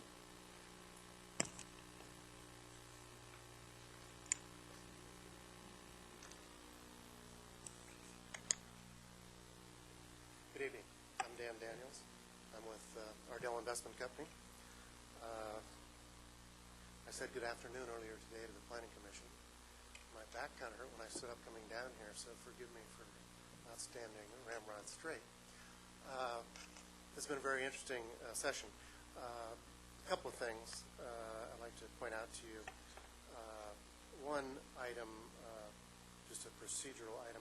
On page 12 of the document, the lined out item regarding the zoning type, the land use regulations for mixed use weren't mentioned as something that, if mixed use is to be approved, that would be reinstituted. The Planning Commission is another public body that spent a lot of time looking at this and talking about it today from 3 o'clock to 6:30, I believe. I think their opinion should be held in good stead, as well as the GPAC committee. I believe I saw 5 people positive on the issue of mixed use, and the chairman of the Planning Commission was against it, and Mr. McDaniel, I don't believe, commented one way or the other, just to set the record straight. Also, going back to the GPAC committee, when they talked about this issue of mixed use last summer, it was not 100% feeling that this was not a use that should be allowed. And on the Saturday morning at the library, my recollection is maybe there were 30 people and maybe 8 or 9 were in favor, and the balance was against it. Don't hold me to those figures, but I believe that was approximately the review by the GPAC. I remember several people on the GPAC feeling quite strongly about mixed use. Some of the reasons given during the Planning Commission meeting today were that being against mixed use on large properties on the bayfront. Some of the reasons given were that that'll push out coastal marine type uses. And one thing I did not mention when I got up here, Ardell Investment Company has 700 feet on the bayfront. Most people always feel what they have is best, but I've been going to that property every day for a long time, 30-plus years, and it is, I think, a world-class parcel, and I think this city deserves to have something nice put on that property. The reason nothing's happened there for the last 20 years is because the existing specific plan has very unattractive uses for development. Revitalization is necessary in Mayor's Mile. Nothing of substance has happened in a long time, and there's a reason for that. In order to revitalize that area, there has to be an economic impetus to do so. And the only impetus I see, specifically for our property, is some type of allowance of a mixed use. And, I think then you'll see the revitalization that's necessary in Mayor's Mile. With me tonight, and I don't know if she's going to speak, is our neighbor who owns the 100 feet currently occupied by Duffy. There's no other place in Newport Beach where you have 800 feet of harbor frontage that is essentially undeveloped. And this is a great opportunity for the city to do something nice. Nobody knocks on my door ever about commercial type uses on our property. It knocks on the door all day long about residential type uses. We know that's not practical to talk about doing the entire project as residential. And that's why we actually came to this meeting 4 months ago and suggested there be a 50% limit on any residential uses. With that, I thank you for listening and would encourage you to seriously consider the mixed use for these parcels. Dan, I want to make a comment to you and to council and to Nancy. Because of the California Coastal Commission, I think it's good.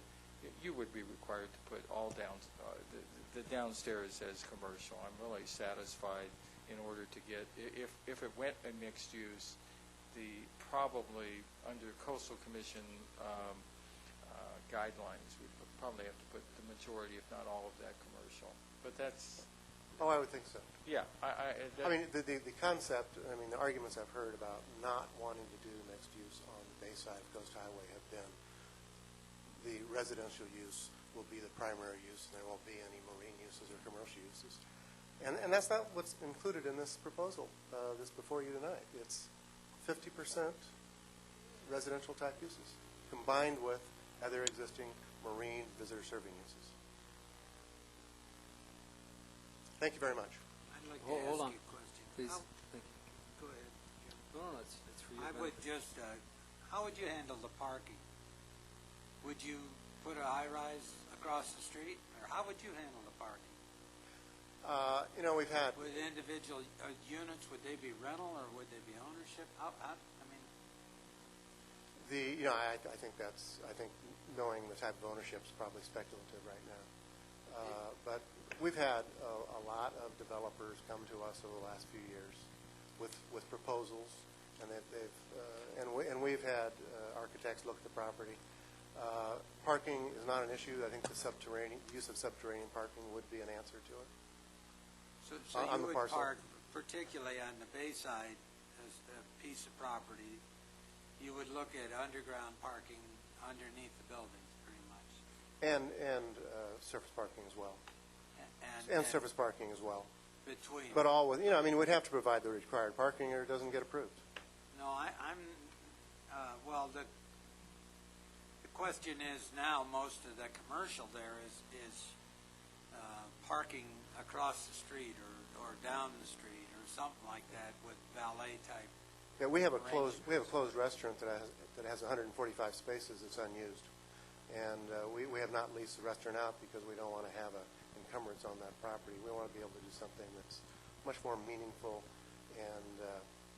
Well, I understand that, but you would be using your parking for some part of the structures that you're talking about. Oh, absolutely. No, I was saying there is existing parking in Mary's Mile. But you wouldn't have that room to put it there in the future because you're going to have buildings there, is what I'm speaking to. So I'm just questioning how would you... The parking would be a constraint on the amount of development to occur. And the 50-50 would be a constraint on the type of development to occur. And Dick, there are height limits in there. Matter of fact, Patty, could you tell us what the height limits are along there right now, as currently exist? The current parking... No, height. I'm tired, too. 28 feet. Height limit is 26 feet, with the ability to perhaps achieve 35 feet with the same criteria previously. So open corridors and viewscapes and all that. Okay. Thank you again.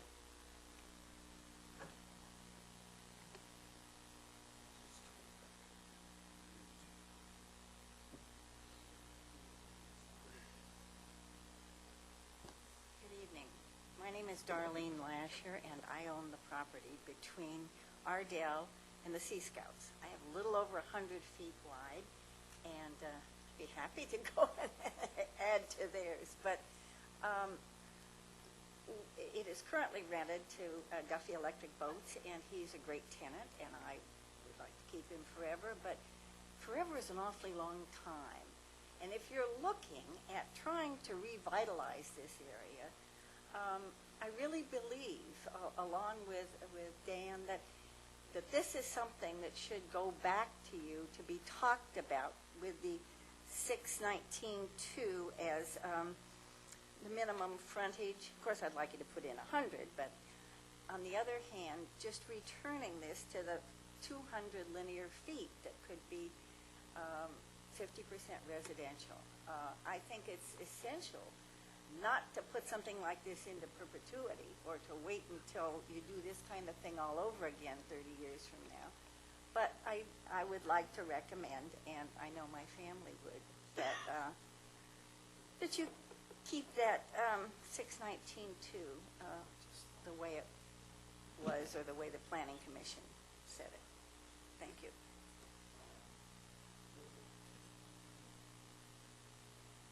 Good evening, members of the Newport Beach City Council. My name is Coralie Newman, and I'm a principal with Government Solutions at 230 Newport Center Drive. I just wanted to make a few comments also on this about mixed use and including the residential on the harbor side of the highway. I think that there was a lot of discussion about residential in Mariners Mile and the variety of uses that could go there. And one of the points that's in your report on page 63 with regard to Mariners Mile is I think it's important that there was also the statement in here that a majority of the people also oppose some of the visitor serving uses that are currently allowed, including hotels. So I think there's a real debate going on here about what should and shouldn't be on that side of the highway, and I think it's important for that to be considered. And there was a tremendous amount of support and observation that this area needs to be revitalized, and there was a lot of support through a number of these visioning sessions for residential in Mariners Mile. Thank you. Okay, Mr. Webb? Are we finished with public comments? Any other public comment on Mariners Mile? Okay, I'll close public comment, bring it back. I'd like to propose that we accept the the GPAC recommendations with the exception of allowing for mixed use for the 800-foot strip westerly of the sea base on the bay side of the street. Okay, that's one. Obviously, I'll support that. That's two.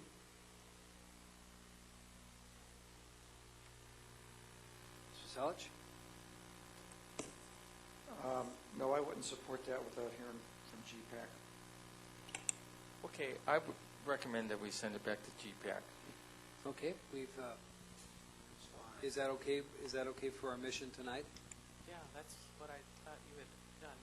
Okay. Well, no, but we're here for a different purpose. I mean, we're not concluding anything, but is that adequate to prepare the basis to do an EIR, et cetera?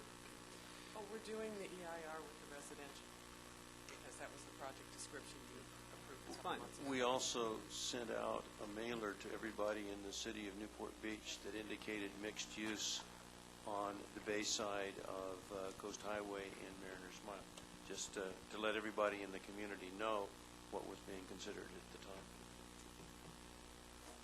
Okay. What's next? The last area for discussion, Corona Del Mar. You will see the policy components here. There are no changes, GPAC or Planning Commission for Corona Del Mar area. Again, it basically sustains the existing general plans, uses and densities, neighborhood commercial uses as well. It does provide the opportunity for consideration of parking by the reuse of adjoining residential parcels, adjoining the commercial properties for such on a voluntary basis, as well as the possibility of parking structures or parking facilities shared parking facilities being integrated into the corridor. Okay, so what's before us? There's no changes? There are no changes. Okay. What do you need from us?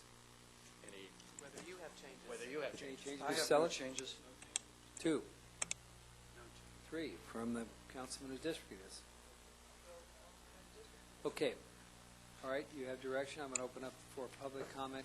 Corona Del Mar. I'm going to close it. Okay. We're done. They were, city clerk? Public comments. Public comments are invited on non-agenda items generally considered to be within the subject matter jurisdiction of the council. Public comment? Okay, I'll close it. City clerk? Motion for reconsideration. A motion to reconsider the vote of any action taken by the city council at either this meeting or the previous meeting may be made only by one of the council members who voted with the prevailing side. Any motions? No. Okay. I'm going to, before we adjourn, refer back to Mr. Ridgway. Thank you, Mr. Mayor. I would ask that we adjourn tonight in memory of Ruth Feuerstein, who died the day before, who passed away the day before Thanksgiving after suffering an unfortunate stroke. Her husband, Arnold, has been a lifelong supporter of this community. Her 2 children, Elliot and Roberta, are here staying with Arnold at this point in time. And Ruth was a wonderful lady who gave tirelessly to all charitable events, both of herself and financially. And she will be truly missed by all of us. And I would ask that we adjourn in memory of Ruth. Okay, thank you, Mr. Ridgway. Okay, we adjourned until Tuesday, December 6th at 7 o'clock.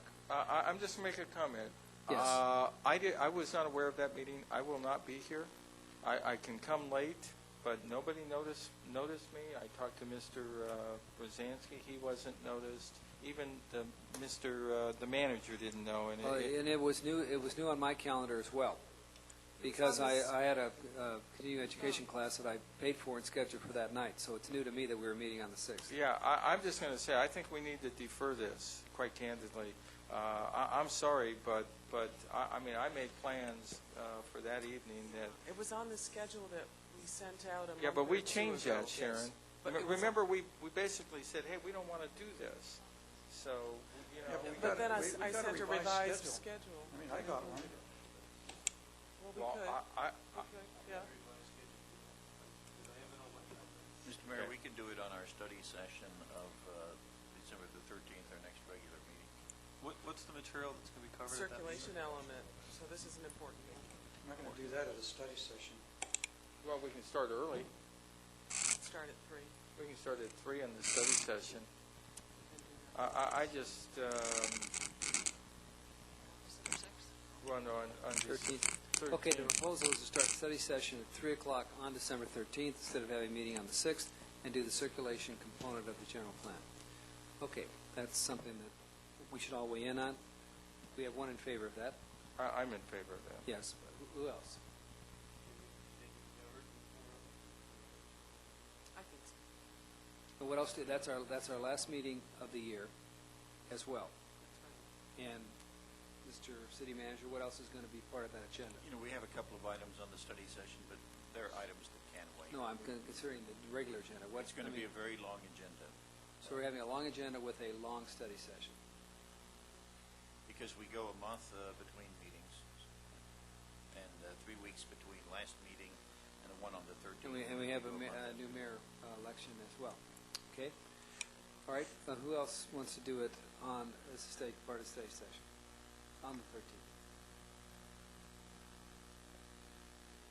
I'd rather have it on the 6th, I guess. Okay. Or an alternative date, but. Have it on the 6th. and get it out. Okay, we have one for the 6th. Mr. Selich? 6. Mr. Rosansky? 6th. One more. Well, I guess people have always accommodated my schedule, so I'd go for the 13th. Okay, let's go for the 13th. Mr. Nichols? Council meeting on the 13th, Right. So the question is, do we have a study session on the same? and a long agenda on top of that. I don't care. What are some of the agenda items on the 13th that you're anticipating that'll take a long time? Just the ones that I'm doing myself. We have a Lexus agreement coming back to the City Council that would change the sales tax sharing agreement. We have the parameters for the two committees that Council decided to form at the last meeting. We have, Patty, about 3 or 4 planning issues. The Lennar housing project on Santa Barbara that you continued last time, the Bayside housing project, And the LCP. Oh, bring your pajamas and your All right, toothbrush. so December 6th. Well, one of the reasons that we had the December 6th meeting was because we didn't want to have these long meetings. We were trying to split this stuff up, so that's why we decided to go Well, December I'll 6th. make it simple. I think in view of that, I think it should be the 6th. Just a suggestion, I was looking up at the calendar, the 7th is an open date. I don't know if that makes it any better for everybody. For what it's worth, I think speaking from staff, we'd rather do it on the 13th. It makes for a very long day, but having a special meeting, it's like we go 4 weeks in a row with a council meeting every week. So Those of us will be at the Planning Commission at 3 on the 6th. Don't really care. The planning commission is meeting on 6th. Yeah, I think we ought to go for the marathon on the 13th.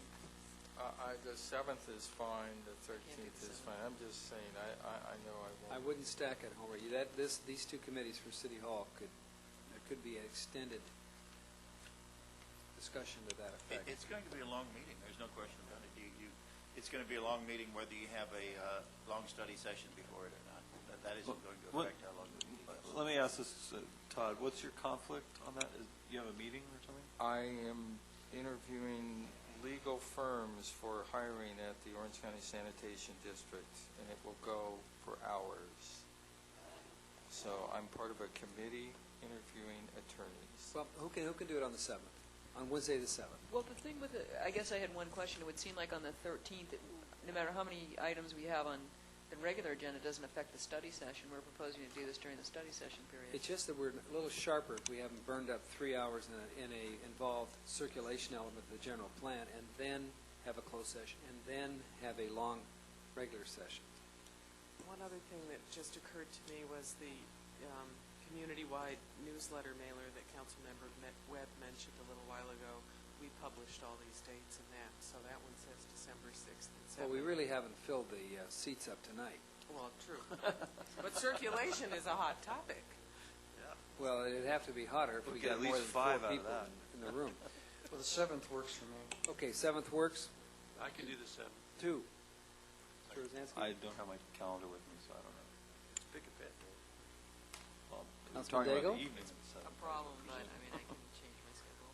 Okay, so, city manager, if we change the 6th to the 7th, we start at 7 o'clock, can we do the circulation element that night? Get it out of the way. Can we start at 7? 7. 7. Yeah. 7 o'clock. 7. Actually, Donna and I have an LCP that afternoon, and Ed starts at 3. Would you want to start at 6? No, start at 7. We're going to be here We're better. forever anyway. Okay, so we will adjourn to Wednesday, I'll be there. No, I got that on the calendar. December 7th, 7 o'clock. When is the LCP meeting? 3 o'clock that afternoon, is there? On the 7th? Are you sure? 3 on the 7th? 3 on the 7th, yeah. You didn't have it? No. When is it? Okay, we will stand adjourned till Wednesday. Excuse, maybe not. We need to check with our consultant on the circulation element. He's booked for the 6th, so we'll say it's the 7th unless he's... No, we'll say it's the 7th until you tell us otherwise. Soon. I mean, within the next 24 hours, that'd be great. Then we won't be off track. All right, thank you.